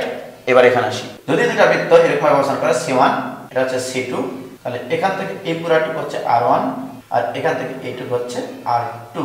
এবারে দেখো এখান থেকে এইটুকু হচ্ছে C1 C2। এই চিত্রের জন্য দেখো C1 C2 + R2, C1 C2 + R2 এই দুইজন মিলেও কিন্তু R1 এর সমান হতে পারছে না, is less than R1। তার মানে কি, অতএব C1 C2 is less than R1 difference R2, অর্থাৎ কেন্দ্রদ্বয়ের মধ্যবর্তী দূরত্ব যদি ব্যাসার্ধদ্বয়ের অন্তরফল অপেক্ষাও ছোট হয়, তখন বৃত্ত দুটি একটা আরেকটা অন্তরের ভিতরে অবস্থান করবে, ভিতরে অবস্থান করবে। এটা MCQ আসে যে দুটা বৃত্তের কেন্দ্র C1 C2 এবং R1 R2 হলে ব্যাসার্ধ যদি হয় তাদের, তাহলে যদি দুটা বৃত্ত পরস্পরকে ছেদ করে, তাহলে নিম্নের কোনটি সঠিক? তাহলে এই যে C1 C2 is less than R1 + R2। আমি স্যারকে সেদিন বলেছিলাম, স্যার দেখেন চিত্র আঁকিয়ে তো আমি বললাম যে এর সাধারণ স্পর্শক হচ্ছে একটা, দুইটা, তিনটা। এখানে সাধারণ স্পর্শক কয়টা? একটা। এখানে সাধারণ স্পর্শক কয়টা? দুইটা। এখানে সাধারণ স্পর্শক কয়টা? 1 2 3 4। এগুলো সাধারণ স্পর্শক। এখানে সাধারণ স্পর্শক আঁকানো সম্ভব না। স্যারকে বলেছিলাম, স্যার দেখেন আপনাকে আমি ইকুয়েশন দেব না, এবার আপনাকে উল্টা প্রশ্ন করছি। এই শর্তে আমি আপনাকে প্রশ্ন করলাম C1 C2 is less than R1 plus R2 শর্তে দুটো বৃত্তের সাধারণ স্পর্শক কয়টা? তখন কি বলবো? দেখেন আপনার প্রশ্ন বলার মধ্যে কি ভুল ছিল। এখানে দেখেন স্যার, এখানে যেমন দেখেন C1 C2 = R1 plus R2 লেখা আছে। এখানে R1 এর বেজে যে দুটো জিনিস আছে সেই দুটো জিনিস দেখেন স্যার, এখানে 1 এবং এর মিডল একটা প্লাস, আর 1 আর 2 এর যোগফল কত? 3। তাহলে 1 আর 2 এর যোগফল 3, সুতরাং এখানে তিনটা স্পর্শক থাকবে স্যার। তাহলে কোন একটা বৃত্ত যদি পরস্পরকে বহিস্থভাবে স্পর্শ করে তাহলে সাধারণ স্পর্শক হবে তিনটা। এবার দেখেন স্যার, এখানে কত আছে? ডিফারেন্স আছে। ডিফারেন্স মানে হচ্ছে বড় থেকে ছোটটা বিয়োগ করতে হয়। তাহলে 2 থেকে 1 বিয়োগ করলে কত হয়? 1। সুতরাং এখানে একটা স্পর্শক আছে। এবার দেখেন স্যার, এখানে প্লাস আছে, তাহলে এখানে 1 + 2 মানে কত? 3। কিন্তু স্যার এখানে সমান সমান নাই, এখানে ইজ লেস দেন আছে। ইজ লেস দেন মানে হচ্ছে 3 থেকে জাস্ট ছোট স্যার। 3 থেকে ছোট এবং পূর্ণ সংখ্যা কি হবে? জাস্ট ছোটটা, তার মানে এখানে 2 হবে স্যার। এখানে দুইটা স্পর্শক আছে। এবার দেখো এটার ক্ষেত্রে 1 আর 2 এর যোগফল কত? 3। কিন্তু এখানে কিন্তু সমান সমান না, is greater then. Is greater দেন মানে বড়। তাহলে 3 এর থেকে জাস্ট বড় সংখ্যা কি হয়? 4। এই জন্য এখানে 4টা স্পর্শক বিদ্যমান। এবার আসো, এখানে 1 আর 2 এর বিয়োগফল মানে বড়টা থেকে ছোটটা বাদ দিতে হবে। তাহলে 2 থেকে 1 বাদ দিলে 1, কিন্তু 1 এর সমান না, এখানে ইজ লেস দেন। 1 এর থেকে জাস্ট ছোট কি হয়? 0। এই জন্য এখানে 0টা সাধারণ স্পর্শক বিদ্যমান, মানে কোনো সাধারণ স্পর্শক নাই। তাহলে দুটা বৃত্তের সাধারণ স্পর্শক কয়টা? আমরা এইভাবেও বলতে পারি। তাহলে আমরা বৃত্তের পারস্পরিক অবস্থান নিয়ে আলোচনা করেছি। আমরা মূল আলোচনায় চলে যাই। আমরা বিভিন্ন প্রকারের বৃত্তের সমীকরণ নির্ণয় করছিলাম। এবার আমরা করব এরকম একটা বৃত্তের সমীকরণ। সে মনে করো যে এর হচ্ছে একটা বৃত্ত। প্রশ্নটা হচ্ছে এরকম যে একটা বৃত্ত মূল বিন্দুতে যায় এবং x এবং y অক্ষের ধনাত্মক দিক থেকে যথাক্রমে 3 এবং 5 অংশ কাটে। মনে করো এখান থেকে এইটুকু হচ্ছে 5। তাহলে এই বৃত্তের সমীকরণ কি হবে? তাহলে এই বৃত্তের সমীকরণ নির্ণয় করতে হলে আমরা জানি বৃত্তের কেন্দ্র এবং ব্যাসার্ধ জানা থাকলে বৃত্তের সমীকরণ পাওয়া যায়। এই যে মনে করো বৃত্তের কেন্দ্র এটা, দেখো এটা কিন্তু একটা বৃত্তের জ্যা। এখান থেকে এরপর যদি লম্ব টানি তাহলে এইটুকু হবে 3/2 এবং এখান থেকে এইটুকু যদি লম্ব টানি তাহলে এইটুকু হবে তোমার 5/2। তার মানে আমরা কেন্দ্রের স্থানাঙ্ক পেয়ে গেছি, সেটা হচ্ছে 3/2 5/2। আমার কেন্দ্র বেরিয়ে গেছে। আমার দরকার হচ্ছে সমীকরণ নির্ণয় করতে গেলে কেন্দ্র এবং ব্যাসার্ধ। তাহলে আমরা ইতিমধ্যে কেন্দ্র পেয়ে গেছি। ব্যাসার্ধ মানে এখান থেকে এইটুকু দূরত্ব, রাইট? এটা যদি সি হয় তাহলে ব্যাসার্ধ OC = √9/4 plus 25/4. This is equal to √34 divided by 4. এই হচ্ছে তোমার ব্যাসার্ধ। কেন্দ্র জানা, ব্যাসার্ধ জানা। বৃত্তের সমীকরণ হবে, অতএব বৃত্তের সমীকরণ x - 3/2 plus y - 5/2 equal to ব্যাসার্ধ স্কয়ার, অর্থাৎ এর উপর স্কয়ার করলে আসবে 34 divided by 4 equal to 17/2. That means এর দ্বারা আমার এখানে x² plus y² minus 3x minus 5y plus 9/4 plus 25/4 equal to 17/2 বা x² plus y² minus 3x minus 5y এই দুটার যোগফল কত আসবে? 17/2 কেটে গেল, this equal to 0। এটাই অ্যানসার। তাহলে আমি অঙ্কটা দিয়েছিলাম, এমন একটি বৃত্তের সমীকরণ নির্ণয় করো যা মূল বিন্দুতে যায় এবং x এবং y অক্ষের ধনাত্মক দিক হতে যথাক্রমে 3 এবং 5 অংশ কাটে। ধনাত্মক দিক থেকে বলেছিলাম আমি, এবং তোমরা অ্যানসার পাইছো এটা। এটা চিন্তা করে দেখো, এটা এইভাবে করা যায়। বৃত্তের সাধারণ সমীকরণ দিয়ে করা যায়। আরো অনেক প্রসেস আছে, তার মধ্যে আমার কাছে আরেকটা প্রসেস সহজ মনে হয়। সেটা হচ্ছে তোমাদেরকে আমি শিখাইছিলাম, যদি কোনো বৃত্তের ব্যাসের প্রান্ত বিন্দু দুটো দেওয়া থাকে, দ্যাট মিন্স x1 y1, এখানে মনে করো x2 y2। ঘটনা হলো যে এই বৃত্তের সমীকরণ কি আসতো তোমাদের এরকম, x - x1 into x - x2 plus y - y1 into y - y2 equal to 0। যদি বৃত্তের ব্যাসের প্রান্তবিন্দু দ্বয় দেওয়া থাকে তাহলে আমরা এই সমীকরণটা ইউজ করি। আমরা অঙ্ক করব এই কনসেপ্ট দিয়ে, তাহলে অনেক সহজে হবে। কেন্দ্র প্রয়োজন নাই, ব্যাসার্ধ বের করার প্রয়োজন হবে না, অনেক সহজে হবে আর কি। দেখা যাক, যেমন আমি এই অঙ্কটা আবার করব। সেটা হচ্ছে এই মনে করো বৃত্ত, এই বৃত্তটা মূল বিন্দুতে যায় বলা আছে। মূল বিন্দু x এবং y অক্ষের ধনাত্মক দিক থেকে যথাক্রমে 3 এবং 5 অংশ কাটে। তাহলে এটা 3, এখান থেকে এইটুকু হচ্ছে 5। প্রশ্ন হচ্ছে যে আমি যদি এই বিন্দুটা আর এই বিন্দুটার স্থানাঙ্ক জানতে পারি, যেমন এখান থেকে এটুকু যেহেতু 3, তাহলে এখানকার স্থানাঙ্ক 30, এখানকার স্থানাঙ্ক কি হবে 0, 5, বিকজ এইটুকু হচ্ছে 5। সো আমি যদি এটা যোগ করে দিই এরকম ভাবে, এখন লক্ষ্য করে দেখাও এইটা আসলে কি নির্দেশ করে। লক্ষ্য করে এই বিন্দুটা কিন্তু বৃত্তের উপরিস্থিত একটা বিন্দু এবং এখানে 90 ডিগ্রি কোণ উৎপন্ন করে। আমরা জানি বৃত্তস্থ কোণ যদি 90 ডিগ্রি হয় তাহলে এইটা অবশ্যই ব্যাস নির্দেশ করবে, কারণ অর্ধবৃত্তস্থ কোণই এক সমকোণ হয়। 90 শিখেছো তোমরা, তাহলে এটা হচ্ছে বৃত্তের ব্যাস। তাহলে ব্যাস, এটা হচ্ছে বৃত্তের ব্যাস। ব্যাসের প্রান্ত বিন্দু দুটো জানা আছে কিনা দেখো। ব্যাসের প্রান্ত বিন্দু কি কি? 30 আর একটা হচ্ছে 05। দ্যাট মিন্স এটা এ, এটা বি। তাহলে এবি কে ব্যাস ধরে বৃত্তের সমীকরণ বের করলেই হচ্ছে। তাহলে এখানে তোমরা লিখবা জাস্ট এক লাইনে অঙ্কটা কিন্তু হবে এবং রিটেনে করা যাবে, এক লাইনের অঙ্ক এটা। এবি কে ব্যাস ধরে বৃত্তের সমীকরণ x - x1 মানে 3 ইনটু x - x2 মানে 0 প্লাস y - y1 মানে 0 ইনটু y - y2 মানে 5 দিস ইকুয়াল টু 0। এবার গুণ করে দাও, তাহলে x² প্লাস এখানে গুণ করে দিলে y² minus 3x minus 5y equal to 0। এটাই অ্যান্সার। একটু আগে কিন্তু এই অ্যান্সারটা এসেছিল, বাট ওখানে আমাদেরকে কেন্দ্র বের করতে হয়েছে, ব্যাসার্ধ বের করতে হয়েছে, বহুত কষ্ট করতে হয়েছে, বাট সেই কষ্টটা একটু হলেও আমাদের মানে কম হয়েছে কষ্ট এখানে। তো এখানে এই কটা মনে করো এমসিকিউ আসলো, রিটেন আসলো না, সময় তো 45 সেকেন্ড। তাহলে কি করে করব? তোমরা একটা জিনিস লক্ষ্য করে দেখো, মূল বিন্দুগামী যদি হয় বৃত্তটা এবং x এবং y অক্ষের ধনাত্মক দিক থেকে যখন 3 এবং 5 অংশ কাটে, তোমাকে একটা জিনিস মাথায় রাখতে হবে, বৃত্তের সমীকরণে কোন একটা বৃত্ত যদি মূল বিন্দুগামী হয় তাহলে c এর মান 0 হয়। দ্যাট মিন্স ধ্রুবক পদ থাকবে না, তাহলে মানে এখানে ধ্রুবক পদ নাই। বৃত্তের সমীকরণ x² এবং y² ছিল আমাদের আদর্শ সমীকরণে, শুধু x আর y সহগটা নির্ণয় করতে হবে তোমাকে। তাহলে আমরা দেখলাম যে হচ্ছে মূল বিন্দুগামী এবং x এবং y অক্ষের ধনাত্মক দিক থেকে যখন 3 এবং 5 অংশ কাটলো, আসলে এটা আসলে তার মেন কনসেপ্টটা হচ্ছে, মেন জিনিসটা কি আসবে তোমাদের এমসিকিউ করার জন্য। দেখো সেটা হচ্ছে আমি এরকম একটা প্রবলেম নিলাম, দ্যাট মিন্স এইটা। এবারে এই জিনিসটা করবো আমরা এভাবে, মূল বিন্দু এখান থেকে এইটুকু দিলাম হচ্ছে m আর এইটুকু দিলাম n। x এবং y অক্ষের ধনাত্মক দিক থেকে যথাক্রমে m এবং n অংশ কাটে। তাহলে এখানকার স্থানাঙ্ক হচ্ছে m0, এখানকার স্থানাঙ্ক 0n, রাইট? তাহলে এটা ব্যাস, ব্যাসের প্রান্ত বিন্দু যদি m0 হয় এবং n0n হয় তাহলে সমীকরণটা কি আসবে? x - m ইনটু x - 0 লিখলাম না, প্লাস y - 0 মানে y into y - n equal to 0।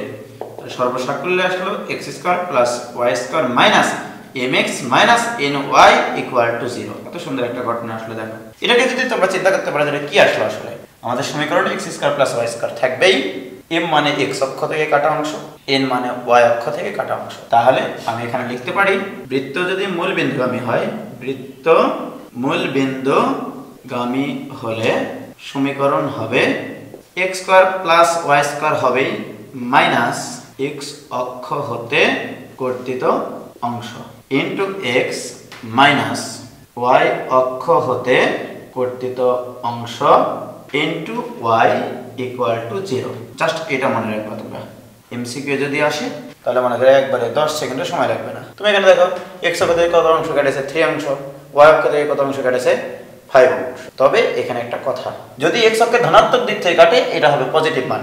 দেখা গেল তোমার প্রশ্নে বলা থাকলো x অক্ষের ঋণাত্মক দিক থেকে 3 অংশ কাটে, দ্যাট মিন্স এখানে -3 বসাতে হবে, x অক্ষ থেকে কাটা অংশ বসাতে হবে -3। আর যদি বলো y অক্ষের ঋণাত্মক দিক থেকে 5 অংশ কাটে তাহলে তোমাকে এখানে 5 বসানো যাবে না, এখানে বসাতে হবে -5। তাহলে ধনাত্মক দিক থেকে কাটলে ধনাত্মক মান বসাবা, ঋণাত্মক দিক থেকে অংশ কাটলে ঋণাত্মক মান বসাবা, যে অংশটুকু কাটে তার ঋণাত্মক মান, রাইট? তাহলে আমরা এই ধরনের যত অঙ্ক আছে আমরা সব এখন করতে পারবো। এটা একটা গেল। এবার একটা অঙ্ক করবো এরকম, এমন একটা বৃত্ত, বৃত্তের সমীকরণ তোমাকে নির্ণয় করতে হবে যা কোনো একটা অক্ষকে স্পর্শ করবে এবং অপর অক্ষ হতে একটা জ্যা খণ্ডন করবে। তাহলে এরকম একটা প্রবলেম নেই, মনে করো প্রবলেমটা হচ্ছে এরকম। এই মনে করো বৃত্ত, এই বৃত্তটা x অক্ষকে স্পর্শ করলো, সে এইটা, এবং y অক্ষ থেকে কিছু অংশ কেটে নিল, মানে এইটা।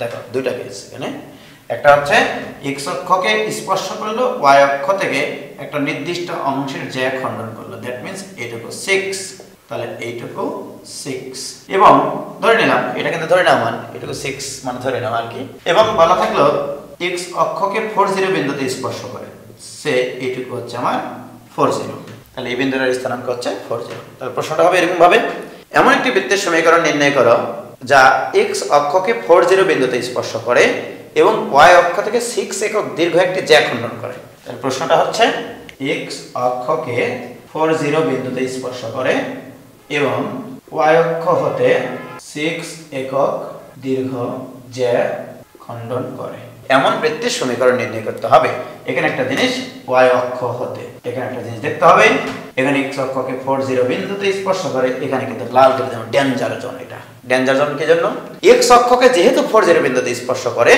এর অর্থ হচ্ছে x অক্ষের কোন দিকে স্পর্শ করে সেটা ফিক্সড কেবলমাত্র 40 বিন্দুটা কোথায় অবস্থান করে ধনাত্মক দিকে অবস্থান করে তাহলে এখানেও তাই y অক্ষতে 6 একক দীর্ঘ জ্যা খণ্ডন করে কিন্তু বলা নাই y অক্ষের ধনাত্মক দিক থেকে নাকি ঋণাত্মক দিক থেকে এটা কি বলা আছে এটা বলা নাই কিন্তু এখানে ফিক্সড 40টা ধনাত্মক দিকের উপরেই অবস্থান করে দ্যাট মিন্স এখানে টোটাল তোমার দুইটা বিন্দু পাওয়া সম্ভব এখানে আসতেছি আমরা আমার প্রথম উদ্দেশ্য হচ্ছে বৃত্তের সমীকরণ নির্ণয় করতে গেলে বৃত্তের কেন্দ্র লাগবে এবং ব্যাসার্ধ লাগবে তাহলে দেখা যাক এখান থেকে এর লম্বটার নাম এখান থেকে এর লম্বটার নাম আমরা জানি বৃত্তের কেন্দ্র হতে জ্যার উপরে অঙ্কিত লম্ব সেই জ্যাকে সমান দুই ভাগে বিভক্ত করে দ্যাট মিন্স এইটুকু যদি 6 হয় তাহলে এখান থেকে এইটুকু হবে তোমার 3 আর এখান থেকে এইটুকু 4 এইটুকু 4 হলে এইটুকু হবে 4 তাহলে এটা 3 এটা 4 তাহলে এখান থেকে এটা যদি আমরা যোগ করে দিই তাহলে পিথাগোরাস বলেছে এটা যদি 3 হয় এটা যদি 4 হয় তাহলে এটা 5 হবে উপায় নাই পিথাগোরাসের সূত্র √3² + 4²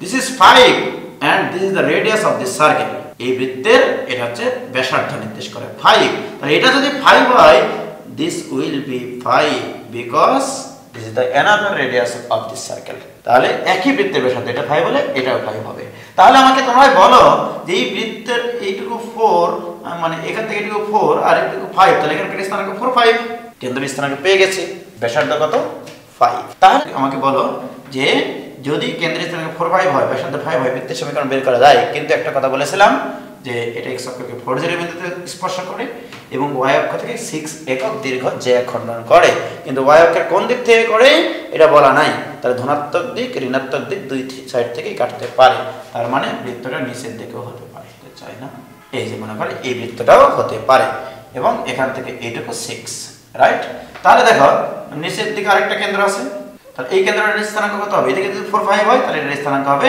4 - 5 জাস্ট এই চিত্র না আবার শুধু রিটেনে তারপরে কি করব চিত্র হতে স্যার দেখেলেন চিত্র হতে পাই কেন্দ্র কেন্দ্র কত 4 ± 5 এবং ব্যাসার্ধ কত ব্যাসার্ধ আমরা দেখতে পাচ্ছি 5 অতএব বৃত্তের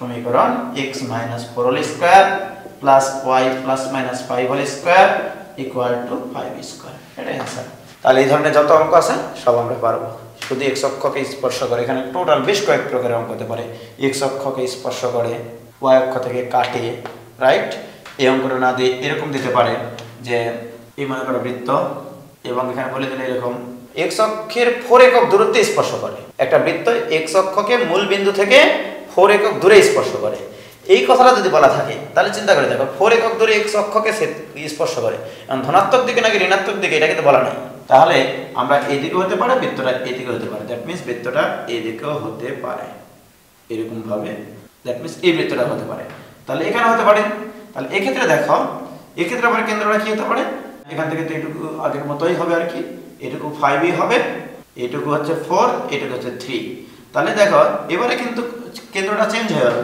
তার কারণ এই পাশে একটা কেন্দ্র আসবে তাহলে কেন্দ্র হচ্ছে এখানে 4 5 একটা এখানে -4 5 একটা আর ব্যাসার্ধ 5 এটা নির্ভর করবে তোমার প্রশ্নে কি বলা আছে তারপর চিত্র একবার কেন্দ্র ব্যাসার্ধ বের করবা বৃত্তের সমীকরণ হয়ে যাবে এবার আমরা শিখব হচ্ছে তিনটি বিন্দুগামী বৃত্তের সমীকরণ তো তিনটি বিন্দুগামী বৃত্তের সমীকরণ নির্ণয়ের অনেক প্রসেস আছে তবে আমি সাজেস্ট করি রিটেনে করার জন্য যেটা করি সেটা হচ্ছে এই যে মনে করো একটা বৃত্ত এই বৃত্তটা মনে করো 3 1 বিন্দু 2 0 এবং মনে করো এখানে 2 3 বিন্দুগামী হলো প্রশ্ন হচ্ছে একটা বৃত্ত এই তিনটা বিন্দুতে অতিক্রম করে বৃত্তটির সমীকরণ কি হবে আমি এটা সাজেস্ট করি এই সমীকরণটাকে ব্যবহার করার জন্য x² + y² + 2gx plus 2fy plus c equal to 0। তাহলে এই বৃত্তটা এই তিনটা বিন্দুতে অতিক্রম করে। তাহলে তিনটা বিন্দু যদি আমরা এখানে বসাই তাহলে এই অংশটা আমরা ওই পাশে লিখব, আসলে মাইনাস করে 3 1 বিন্দুতে পাস করলে এই দুটোর যোগফল হয় -10, ওই পাশে লিখব। 3 1 বিন্দু এখানে বসাই দিলে 3 দুগুণ 6g plus 2f plus c equal to -10। এই যে এই -10 কিন্তু ওখানে চলে গেছে। আবার 2 0 বিন্দু যদি বসাই তাহলে 4x plus c equal to -4 হবে, কারণ 2 0 বিন্দু এখানে বসালে -4 হবে, এটার যোগফল +4 হবে, পাশে গিয়ে -4 হবে, 4g সরি। আবার যদি 2 3 বিন্দু বসাই, 2 3 বিন্দু বসালে 4g plus 6f plus c equal to, তাহলে কি আসবে এখানে? আসবে যেটা সেটা হচ্ছে 2 3 এই দুটো জিনিসের বর্গের যোগফল হচ্ছে -13 প্লাস 13, এই পাশে কি হবে -13। এটা 1 নম্বর ইকুয়েশন, এটা 2 নম্বর ইকুয়েশন, এটা হচ্ছে 3 নম্বর ইকুয়েশন। এখন দেখো তোমাদের পরীক্ষা হলে তো তুমি ক্যালকুলেটর নিয়ে যাবে, রিটেন যেহেতু ইঞ্জিনিয়ারিং গুলোতে রিটেন দিচ্ছে। এই তিনটা ইকুয়েশন ক্যালকুলেটরে সলভ করে GFC এর মান বের করবা, GF আর C এর মান বের করে জাস্ট এখানে বসিয়ে দিবা, তাহলেই হবে। খুব বেশি সময় লাগবে না। রিটেনে তোমরা এভাবেই করবা, এটা আমার বিশ্বাস। এটা আরো এভাবে করা যায়, সেটা আমরা আসবো একটু পরে, তিনটা বীজগণিতের সমীকরণ নির্ণয়। ওকে, এবারে দেখো আমরা এবার একটা অঙ্ক করব, সেটা হচ্ছে এরকম যে একটা বৃত্ত দুটি বিন্দুতে যাবে এবং বৃত্তটির কেন্দ্র একটা নির্দিষ্ট সরলরেখার উপর অবস্থান করবে।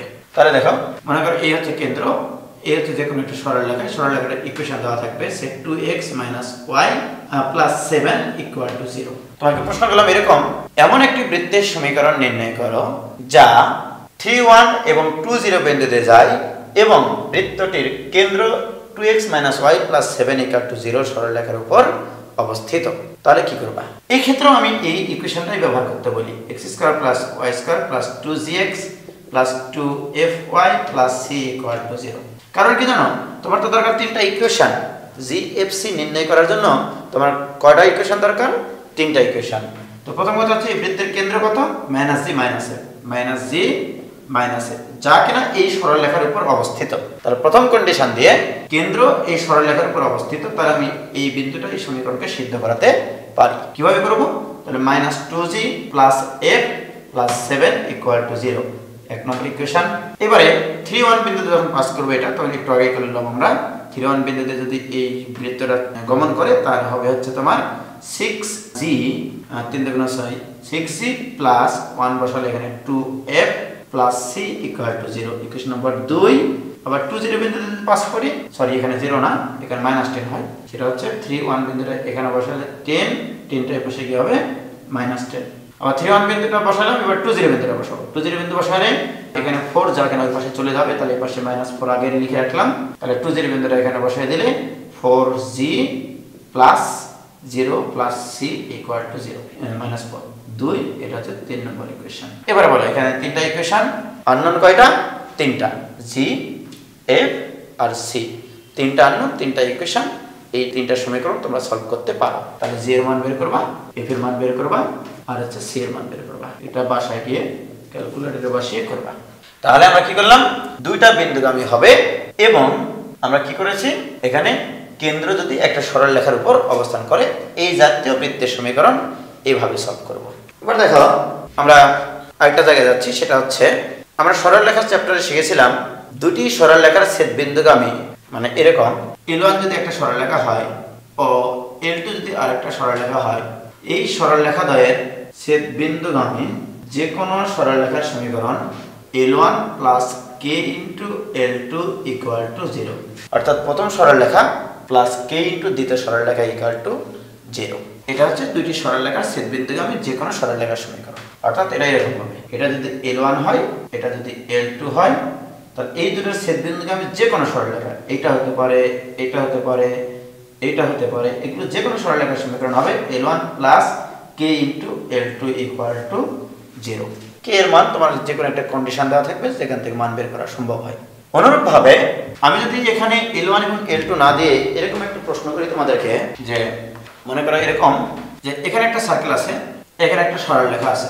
প্রশ্ন হচ্ছে এই বৃত্ত এবং এই সরলরেখার ছেদবিন্দুগামী যে কোনো বৃত্তের সমীকরণ কি হবে? তাহলে মনে করে এটা হচ্ছে C, একটা বৃত্ত সরলরেখা আছে, এটা হচ্ছে লাইন। তাহলে এদের ছেদবিন্দুগামী বৃত্ত মানে হচ্ছে এইটা।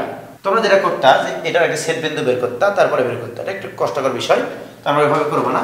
আমাকে বের করতে হবে আসলে এই বৃত্তটার সমীকরণ, এই বৃত্তটার সমীকরণ বের করতে হবে। অর্থাৎ সি ও এল এর, সি ও সার্কেল এবং লাইনের ছেদবিন্দুগামী যে কোনো বৃত্তের সমীকরণ C plus K into L equal to 0। K এই পাশে দিতে পারবা, নো প্রবলেম, কোনো সমস্যা নাই। তাহলে আমরা শিখলাম সি মানে হচ্ছে সার্কেলের ইকুয়েশন, মানে দ্যাট মিন্স বৃত্ত প্লাস কে ইন্টু সরলরেখা ইকুয়াল টু 0। বৃত্ত এবং সরলরেখার ছেদবিন্দুগামী যে কোনো বৃত্তের সমীকরণ। আর যদি এরকম হয়, আরেকটা কেস আছে, মনে করো এই হচ্ছে একটা বৃত্ত, এখানে আরেকটা বৃত্ত আছে। প্রশ্ন হচ্ছে এই দুটো বৃত্তের ছেদবিন্দুগামী যে কোনো বৃত্তের সমীকরণ কি হবে। এখানে এ বিন্দু, এখানে মনে করো বি বিন্দু। এই যে ছেদবিন্দুগামী বৃত্তের সমীকরণ মানে এই যে এইটা আমার বের করতে হবে, এই বৃত্তের সমীকরণ কি হবে। ধরে নিলাম এটা C1 বৃত্ত, এটা হচ্ছে C2, সার্কেল 1 সার্কেল 2। তাহলে C1 এবং C2 এই দুটো বৃত্তের ছেদবিন্দুগামী যে কোনো বৃত্তের সমীকরণ হবে প্রথম বৃত্ত প্লাস কে ইনটু দ্বিতীয় বৃত্ত ইকুয়াল টু 0। তাহলে এখানে লিখি আমরা C1 ও C2, that means circle 1 circle 2 এর ছেদবিন্দুগামী যে কোনো বৃত্তের সমীকরণ কি হবে, C1 plus K into C2 equal to 0। খুবই ইম্পর্টেন্ট একটা জিনিস এখানে করলাম আমরা। সার্কেল এবং লাইনের ছেদবিন্দুগামী যে কোনো বৃত্তের সমীকরণ circle plus K into straight line equal to 0। আর দুইটা সার্কেলের ছেদবিন্দুগামী যে কোনো বৃত্তের সমীকরণ হবে C1 plus K into C2 equal to 0। Clear?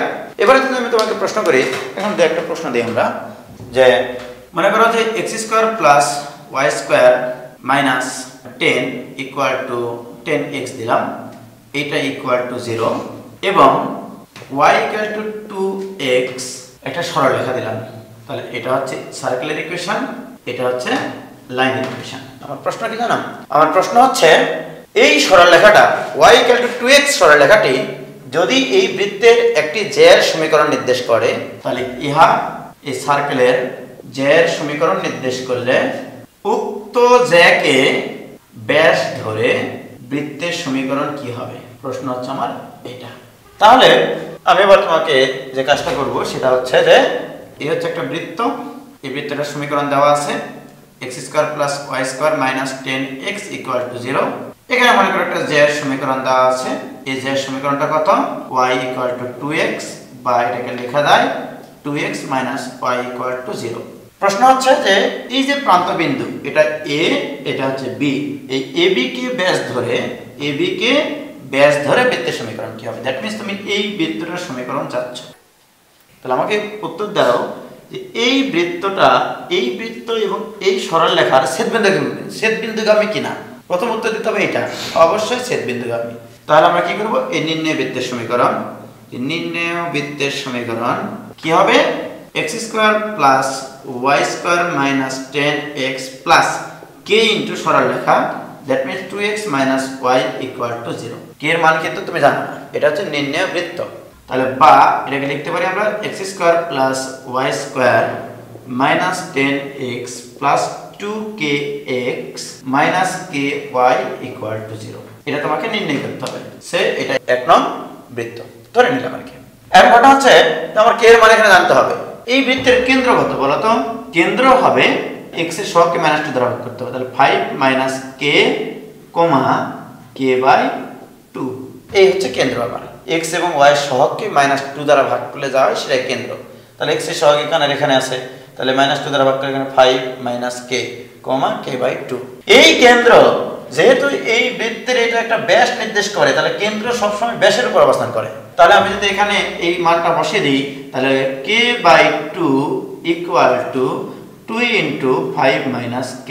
তার মানে থাকছে আমার এখানে k equal to 20 minus 4k, 5k equal to 20, অর্থাৎ k equal to 4, k equal to 4। Clear? তাহলে k এর মান আমি 4 পেয়ে গেছি। আমি k এর মান এখন এক নং সমীকরণে বসিয়ে দিলেই হচ্ছে। তাহলে অতএব এক হতে পাই x² plus y² minus 10x, k এর মান পেলাম 4 plus 8x minus 4y equal to 0। That means x² plus y² minus 2x minus 4y equal to 0। এই হচ্ছে অ্যান্সার। ক্লিয়ার? তাহলে আমার যদি একটা বৃত্ত থাকে আর একটা সরলরেখা থাকে, সেই সরলরেখা যদি ওই বৃত্তটা জ্যা নির্দেশ করে, উক্ত জ্যাকে ব্যাস ধরে বৃত্তের সমীকরণ নির্ণয় সংক্রান্ত যত অঙ্ক আছে সব এভাবে করতে পারবা। অথবা এটা আরেকভাবে করতে পারতা যে এই দুটো ছেদবিন্দু বের করে তুমি প্রান্ত বিন্দুগুলো জানতে পারতা। এই অঙ্কটা অবশ্য সহজ, ছেদবিন্দু বের করা। আর এমন কিছু অঙ্ক আসবে, যেমন আরো অনেক ইকুয়েশন আসবে যেগুলো বের করা অনেক দেরি হয়ে যাবে, অনেক সময় সাপেক্ষ বিষয়। এই জন্য আমি এই নিয়মটা সাজেস্ট করি যে এটা তোমরা মনে রাখতে পারো। যেমন আমি যেটা ছেদবিন্দু বের করে করতাম, তাহলে কি হতো, সেটা হচ্ছে যে এই দুটো ছেদবিন্দু বের করবো, এ আর বির স্থানাঙ্ক বের করবো। তাহলে ওয়াই মান এখানে বসিয়ে দিই, তাহলে x square plus y square, y square মানে হচ্ছে ওয়াই মান কত 2x, তাহলে 4x square minus 10x equal to 0। That means 5x square minus 10x equal to 0। অতএব x ইকুয়াল টু 0 একটা 2 একটা। x এর মান যখন 0 তখন y এর মানও হবে 0, আবার x এর মান যখন 2 y এর মান হবে 4। তাহলে আমরা কি বের করতে পারি, j এর প্রান্তদ্বয় কি হচ্ছে 0 0 একটা 2 4 একটা। এই যে দেখো j এর প্রান্তদ্বয় আমি পেয়ে গেছি, এখানে 0 0 আর এখানে b অফ 2 4। এখন দেখো এই জটাই কিন্তু আমার নির্ণয় বৃত্তের ব্যাসের প্রান্তদ্বয়। তাহলে ব্যাসের প্রান্তদ্বয় যদি জানা থাকে, বৃত্তের সমীকরণ আমরা বের করতে পারি। কি হবে, অতএব বৃত্তের সমীকরণ x minus x1 into x minus x2 plus y minus y1 into y minus y2 equal to 0. Calculation করলে x square plus y square minus 2x minus 4y equal to 0. এই দেখো এটা সেম। তাহলে এটা কখন করব, যখন দেখবা এই সমীকরণ দুটো সমাধান করে x আর y এর মান খুব সহজে বের করা যাচ্ছে, সেক্ষেত্রে এটা করবা। তাহলে আমার একটা বৃত্ত এবং একটা সরলরেখার ছেদবিন্দু হবে, এই ধরনের প্রবলেম করছি আমি। এবার মনে করো যে আমি এরকম একটা প্রবলেম নিলাম, খুবই সুন্দর একটা প্রবলেম, বুয়েটে এটা বেশ কয়েকবার এসছে। যেমন এই দেখো, এই বৃত্তটার সমীকরণ তোমাকে নির্ণয় করতে হবে। এই বৃত্তটা এই সরলরেখাকে মনে করো এখানে তোমার দিলাম 3x প্লাস y, এখানে একটা এর উপর একটা বিন্দু নিয়ে আগে, সেটা হচ্ছে মনে করো 3 1 বিন্দু মাইনাস 10 ইকুয়াল টু 0। প্রশ্ন হচ্ছে এরকম, একটি বৃত্ত 3x plus y minus 10 equal to 0 সরলরেখাকে 3 1 বিন্দুতে স্পর্শ করে এবং বৃত্তটি 2 5 বিন্দুগামী। এই ধরনের একটা প্রশ্ন করা হলো।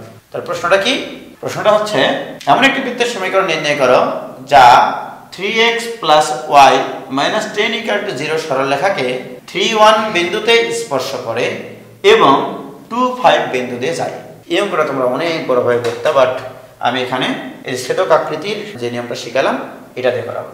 যেমন প্রথম কাজ হচ্ছে, আমি যদি এই যে বিন্দুটা দেখতে পাচ্ছ, এই বিন্দুটাকে একটা পয়েন্ট সার্কেল চিন্তা করতে পারি যে এটা কেন্দ্র এবং ব্যাসার্ধ 0, তাহলে আমরা এরকম করি 3 1 কে কেন্দ্র ধরে বিন্দু বৃত্তের সমীকরণ x 3 whole square plus y 1 whole square equal to 0। বিন্দু বৃত্ত কেন বলছি, এই বৃত্তের ব্যাসার্ধ 0, জাস্ট ওই বিন্দুটার সমীকরণ, জাস্ট ওই বিন্দুটার সমীকরণ। কোন একটা বিন্দুর সমীকরণ মানেই হচ্ছে বিন্দু বৃত্তের সমীকরণ। তাহলে ওই বিন্দু বৃত্তের সমীকরণ কি হবে, x 3 whole square plus y 1 whole square equal to 0। এখন আমার প্রশ্ন, এটা যদি আমার 1 নম্বর সরলরেখা হয়, এটা যদি 2 নম্বর বৃত্ত হয়, লক্ষ্য করে দেখো তোমার বৃত্তের সমীকরণ নির্ণয় করতে হবে এটা। দ্যাট মিন্স এই বৃত্তটা কোন দিকে যায়, লক্ষ্য করে দেখো এই বৃত্তটা যায় এই বিন্দু বৃত্ত এবং এই সরলরেখার ছেদ বিন্দু দিয়ে।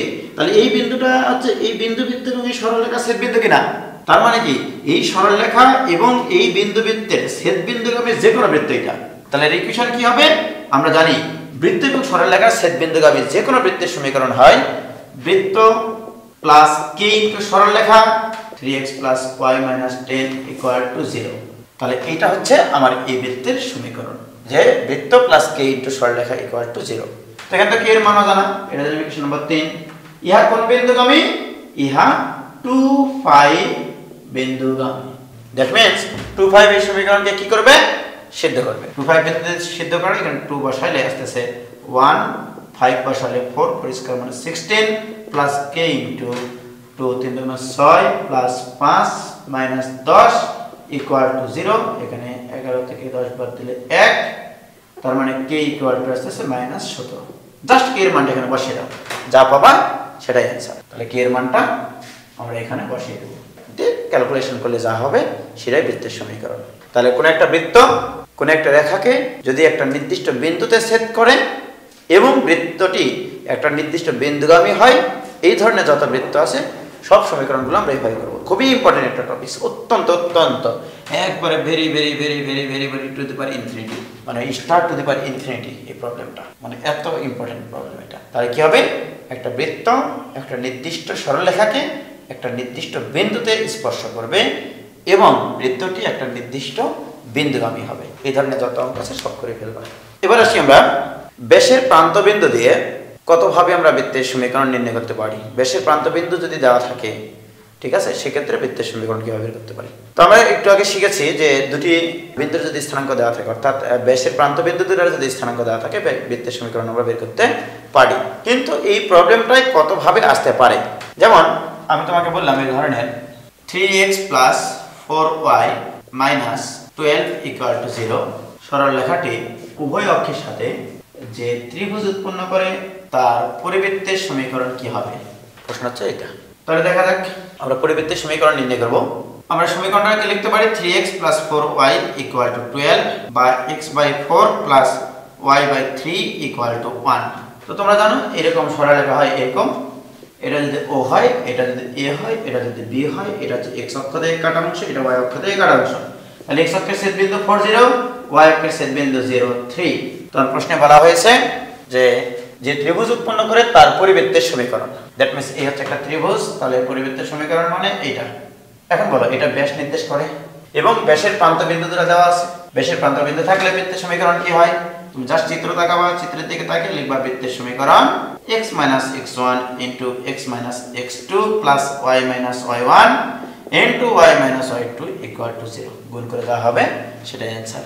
তাহলে একটা সরল রেখা উভয় অক্ষের সাথে যে ত্রিভুজ উৎপন্ন করে সেই ত্রিভুজের পরিবৃত্তের সমীকরণ বের করলাম। তাহলে এই অঙ্কটা এভাবে না দিয়ে এভাবে দিতে পারে, ব্যাসের প্রান্তবিন্দু না দিয়ে এভাবে বলতে পারে যে একটি সমকোণী ত্রিভুজের অতিভুজের প্রান্তদ্বয় 40 এবং 03।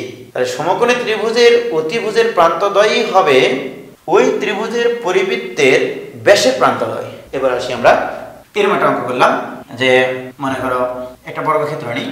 প্রশ্ন হচ্ছে এরকম যে OABC এটা একটা বর্গক্ষেত্র। প্রশ্নে বলা আছে OABC এই বর্গক্ষেত্রের প্রত্যেকটা বাহুর দৈর্ঘ্য হচ্ছে b।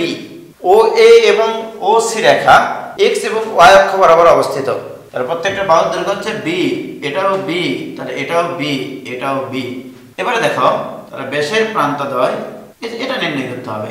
তাহলে এটা যদি b হয়, এটা যদি b হয় তাহলে এখানকার স্থানাঙ্ক bb, তাহলে এখানকার স্থানাঙ্ক কত রে ভাই 0 0। তাহলে এইটাই ব্যাসের প্রান্তদ্বয় কিনা, তাহলে ব্যাসের প্রান্তদ্বয় জেনে গেছি। অতএব বৃত্তের সমীকরণ x - x1 * x - x2 + y - y1 * y - y2 = 0। অতএব এটা হবে x² + y² - bx - by = 0। Answer complete. যদি এমসিকিউ আসে তাহলে এটা আরো করা সহজ, কারণ আমরা এর আগে শিখেছি কোন একটা বৃত্ত যদি মূল বিন্দুতে যাই, x এবং y অক্ষ থেকে যদি অংশ কাটে বৃত্তের সমীকরণ কি হয়, x² + y² - x অক্ষ থেকে কাটা অংশ মানে b * x - y অক্ষ থেকে কাটা অংশ মানে b * y = 0। এক লাইনে বের করা সম্ভব। তাহলে এইরকম একটা বৃত্ত হতে পারে। আরেকটা দিলাম তোমাদেরকে অঙ্ক এরকম যে 4√2 বাহু বিশিষ্ট একটি বর্গক্ষেত্র যার একটি শীর্ষবিন্দু 30 বিন্দুতে অবস্থিত এবং এর বিপরীত শীর্ষটি x অক্ষের উপর অবস্থিত। প্রশ্ন হচ্ছে বর্গটির পরিবৃত্তের সমীকরণ কি হবে, বর্গটির পরিবৃত্তের সমীকরণ কি হবে, এটা হচ্ছে আমার প্রশ্ন। তো ভেরি গুড, আমরা চিত্র আঁকি। আমাদের উদ্দেশ্য কিন্তু যদি কোনো বৃত্ত আঁকতে হয় সেই বৃত্তের যদি ব্যাসের প্রান্তবিন্দু জানা থাকে তাহলে বৃত্তের সমীকরণ বের করতে পারবো। তো দেখা যাক, এই হচ্ছে স্থানাঙ্ক ব্যবস্থা, এই হচ্ছে একটা 30 বিন্দু, সে এটা হচ্ছে মোটামুটি 30 বিন্দু। বলা আছে বর্গক্ষেত্রটির একটি শীর্ষবিন্দু 30 বিন্দুতে অবস্থান করবে এবং বিপরীত শীর্ষটি, বর্গক্ষেত্রের বিপরীত শীর্ষ মানে কি কর্ণটা হচ্ছে x অক্ষ বরাবর আছে। তাহলে এখানে মনে করো কর্ণ এইটা এবং বিপরীত শীর্ষ এটা বর্গের। তাহলে বর্গক্ষেত্রটা কেমন হবে দেখো, মোটামুটি এরকম ভাবে হবে বর্গক্ষেত্রটা। অথবা বর্গক্ষেত্রটা আমি এইদিকেও নিতে পারি, যে মনে করো বর্গক্ষেত্রটা আমি এইভাবে নিতে পারতাম, এটাও হতো। তাহলে আমার উদ্দেশ্য হচ্ছে যে এই বর্গক্ষেত্রের পরিবৃত্তের সমীকরণ নির্ণয় করা, এই পরিবৃত্তের সমীকরণ নির্ণয় করা, রাইট।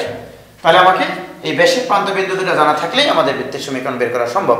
লক্ষ্য করো এইটুকু হচ্ছে 4√2, এইটুকু তোমার 4√2 এইটা। তাহলে এইটুকু যদি 4√2 হয়, এটা যদি 4√2 হয়, বর্গক্ষেত্রের প্রত্যেকটা কোণের পরিমাণ কত 90 ডিগ্রি।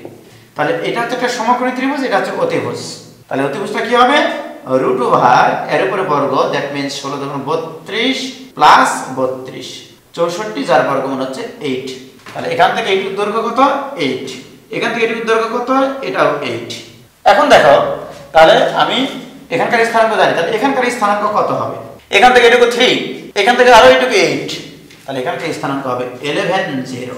আর এই বাম পাশে কমবে, ডান পাশে ভুজ বাড়ে, বাম পাশে ভুজ কমে, তাহলে 3 থেকে 8 কমিয়ে দিলে এখানকার স্থানাঙ্ক হবে -5 0।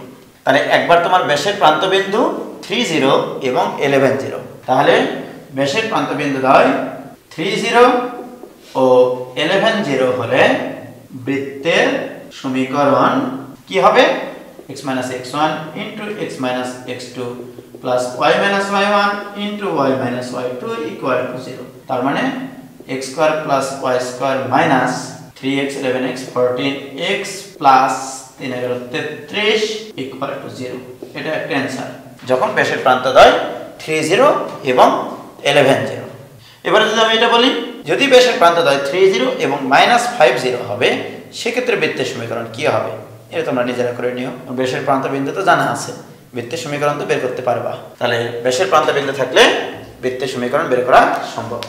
এটা করলাম। এই অঙ্কটা তোমাদের ছিল একটা শীর্ষবিন্দু বইয়ে ছিল অবশ্যই, এটা যে 4√2 বাহু বিশিষ্ট একটি বর্গক্ষেত্রে একটি শীর্ষবিন্দু মূল বিন্দুতে অবস্থান করে এবং বিপরীত শীর্ষটি x অক্ষের উপর অবস্থান করে, সেক্ষেত্রে আরো সহজ হতো।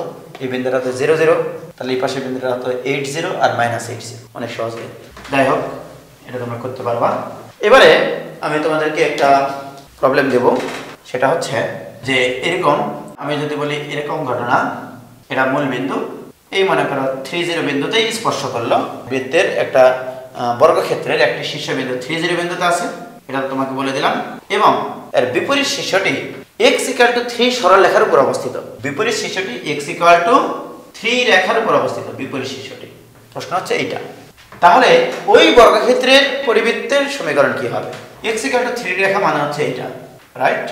তাহলে বর্গক্ষেত্রের একটা শীর্ষবিন্দু এখানে, তাহলে বিপরীত শীর্ষ এখানে, দ্যাট মিন্স বর্গক্ষেত্রটা নিশ্চিত এরকম হবে, এই এই এই এই এই এই এই। তাহলে তোমার এখানকার স্থানাঙ্ক বের করতে হবে এবং প্রত্যেকটা বাহুর দৈর্ঘ্য 4√2 দিলাম, এটা 4√2, এটাও 4√2, এটা আরো সহজ হয়ে গেল। তাহলে এখানে যদি 4√2 হয়, এটা যদি 4√2 হয়, তাহলে এখানকার দৈর্ঘ্য কত হবে? 8। একটু আগে আমরা এই প্রবলেমটা করেছি। তাহলে এটা যদি 8 হয়, তাহলে এখানকার স্থানাঙ্ক কি হবে? 0 8, আর এখানে হবে 0 -8। তাহলে ব্যাসের প্রান্তবিন্দু যদি জানা থাকে, এই যে দেখো এটা হচ্ছে ব্যাসের প্রান্তবিন্দু, তাহলে ব্যাসের প্রান্তবিন্দু জানা থাকলে আমরা বৃত্তের সমীকরণ বের করতে পারবো। ক্লিয়ার? তাহলে এই ধরনের যত অঙ্ক আছে সব পারবা বলে আমার বিশ্বাস। এবার আমরা যে কাজটা করব সেটা হচ্ছে ব্যাসের প্রান্তবিন্দু জানা থাকলে আমরা বৃত্তের সমীকরণ বের করতে পারি। যদি আমি এরকম একটা প্রবলেম দিই যে মনে করো এই হচ্ছে একটা বৃত্ত, এই বৃত্তটা y অক্ষকে স্পর্শ করে এবং x অক্ষকে দুটা বিন্দুতে ছেদ করে। ধরে নিলাম এটা 3 0 বিন্দুতে ছেদ করে আর একটা 7 0 বিন্দুতে ছেদ করে। প্রশ্ন হচ্ছে বৃত্তের সমীকরণ কিভাবে বের করবা? কোন বিন্দুতে স্পর্শ করে এটা বলা নাই।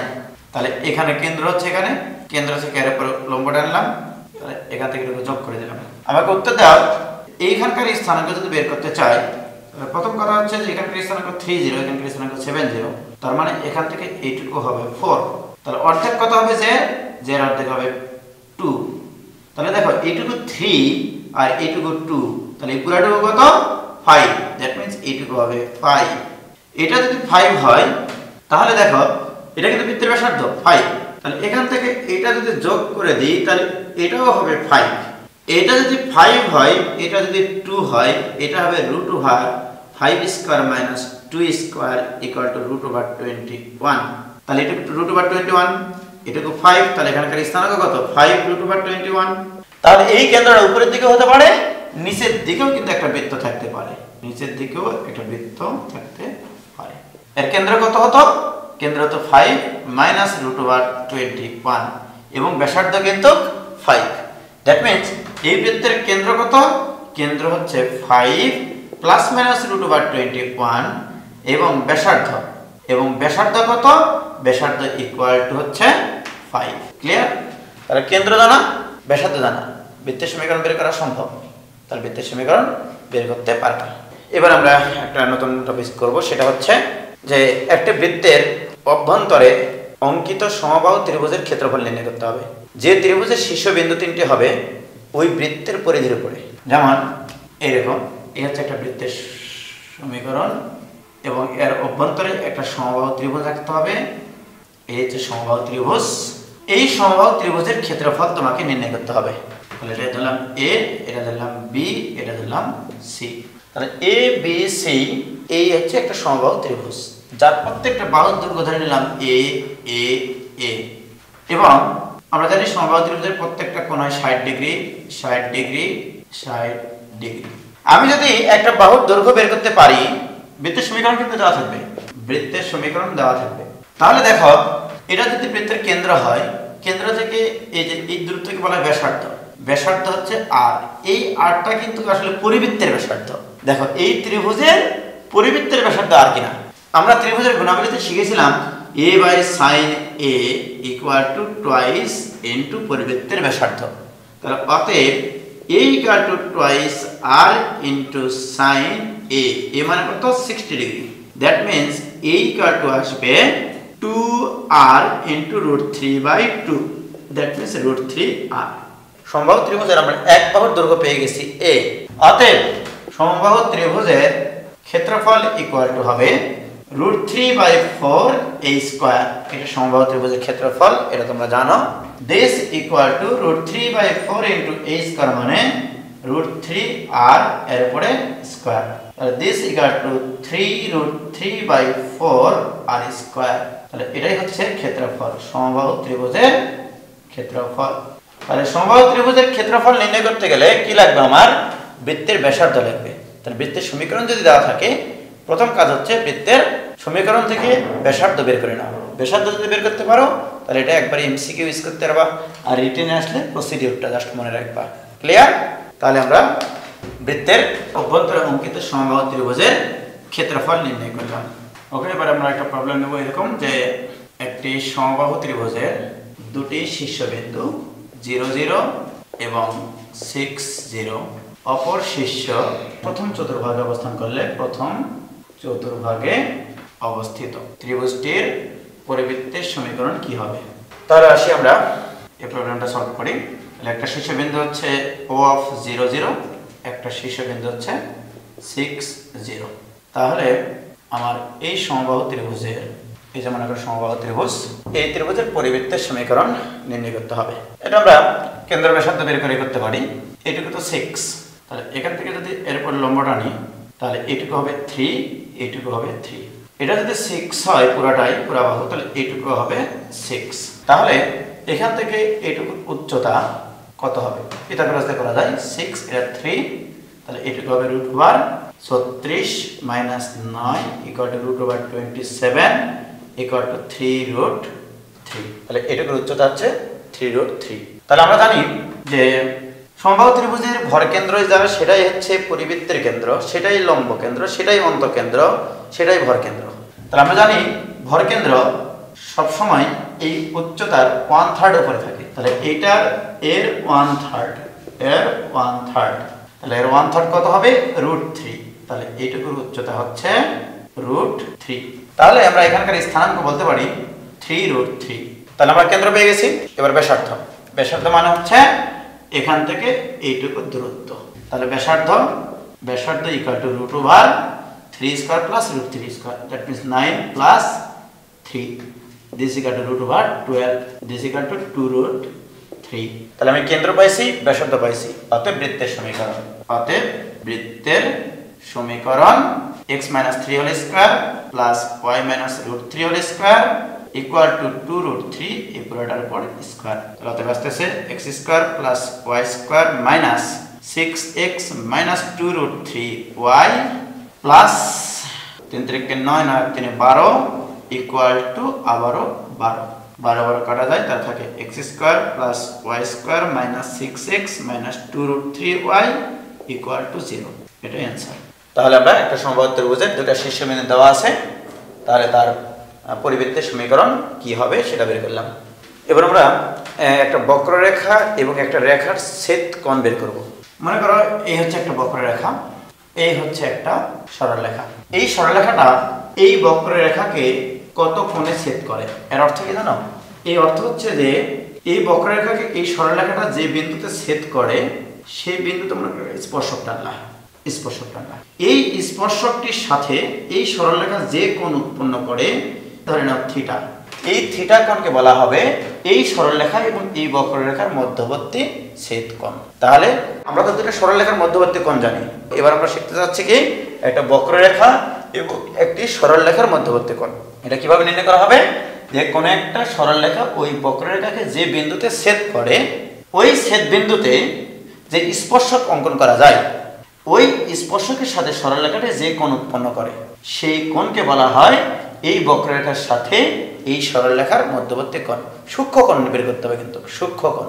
ওকে, তাহলে এবার আমরা একটা প্রবলেম নিই।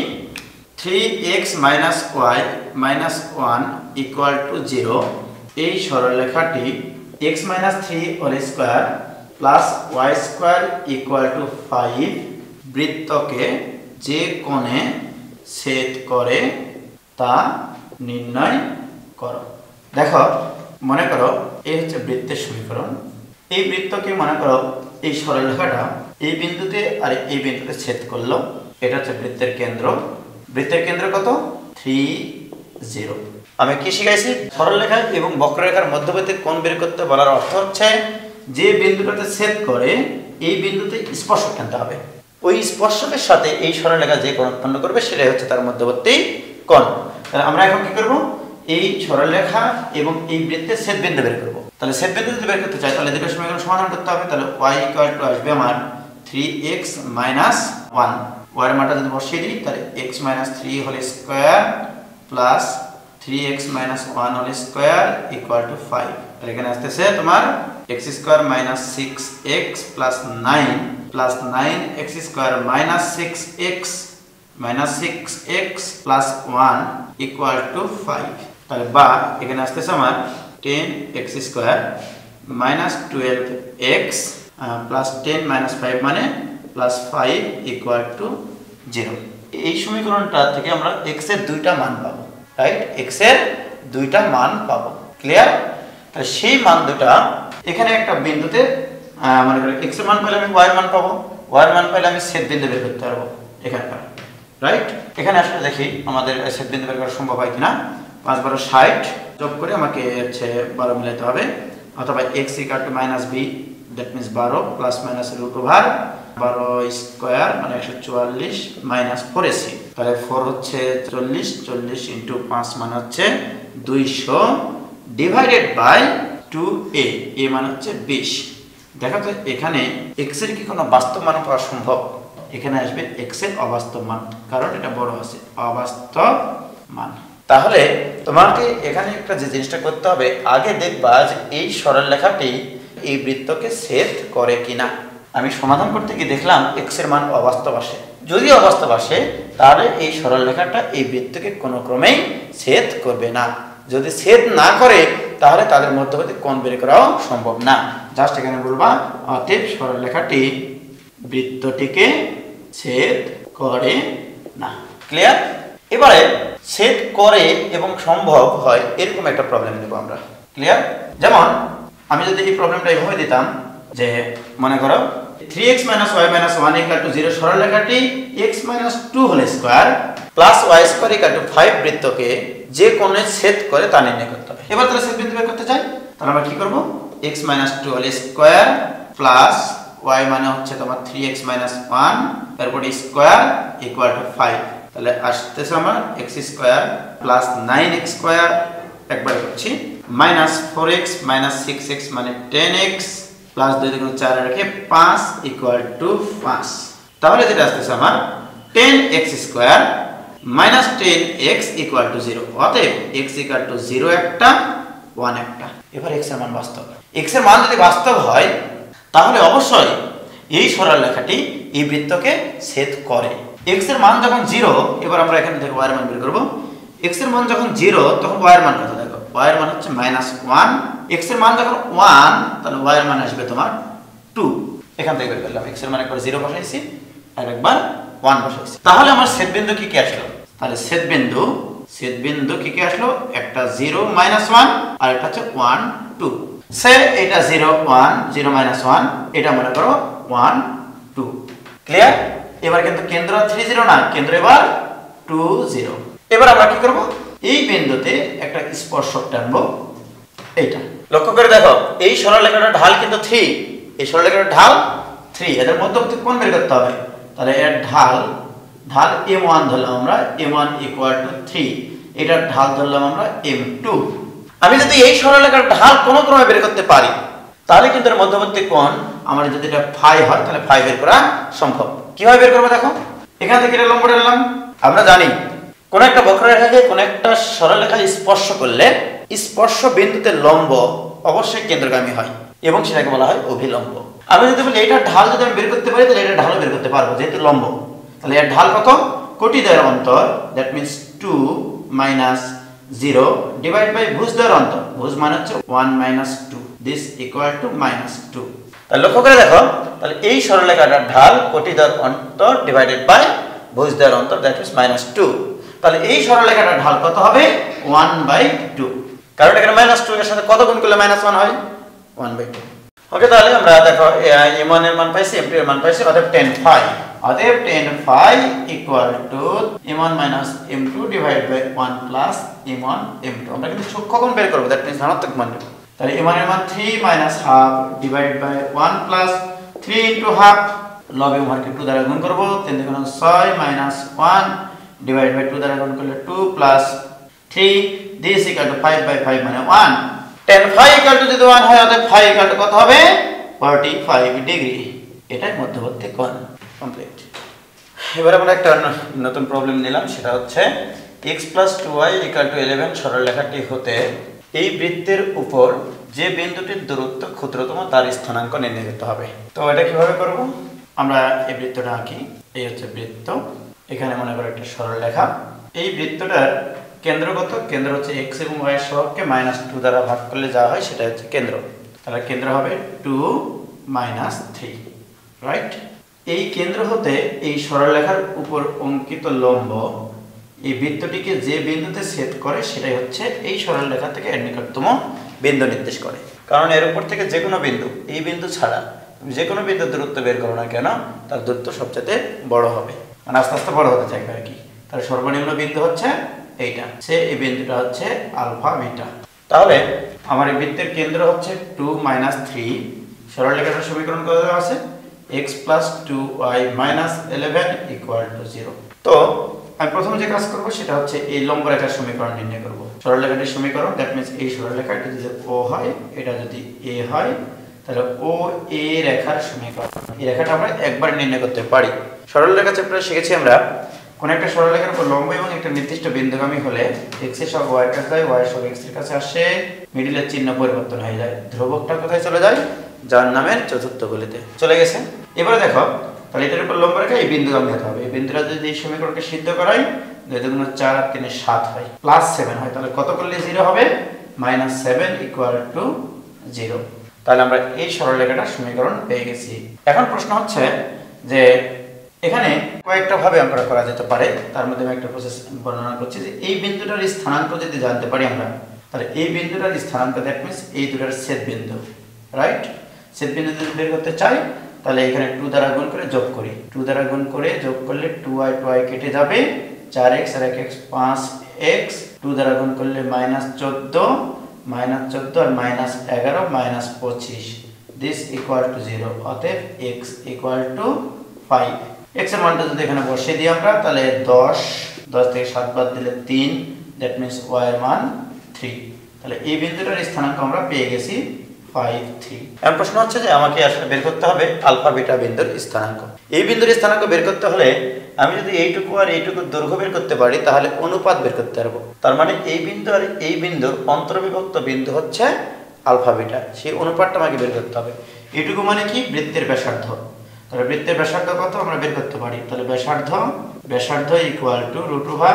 √g², দ্যাট মিন্স 4 + 9 - c +7, 4 আর 9 13, 13 এর সাথে 20, √20 মানে 2√5।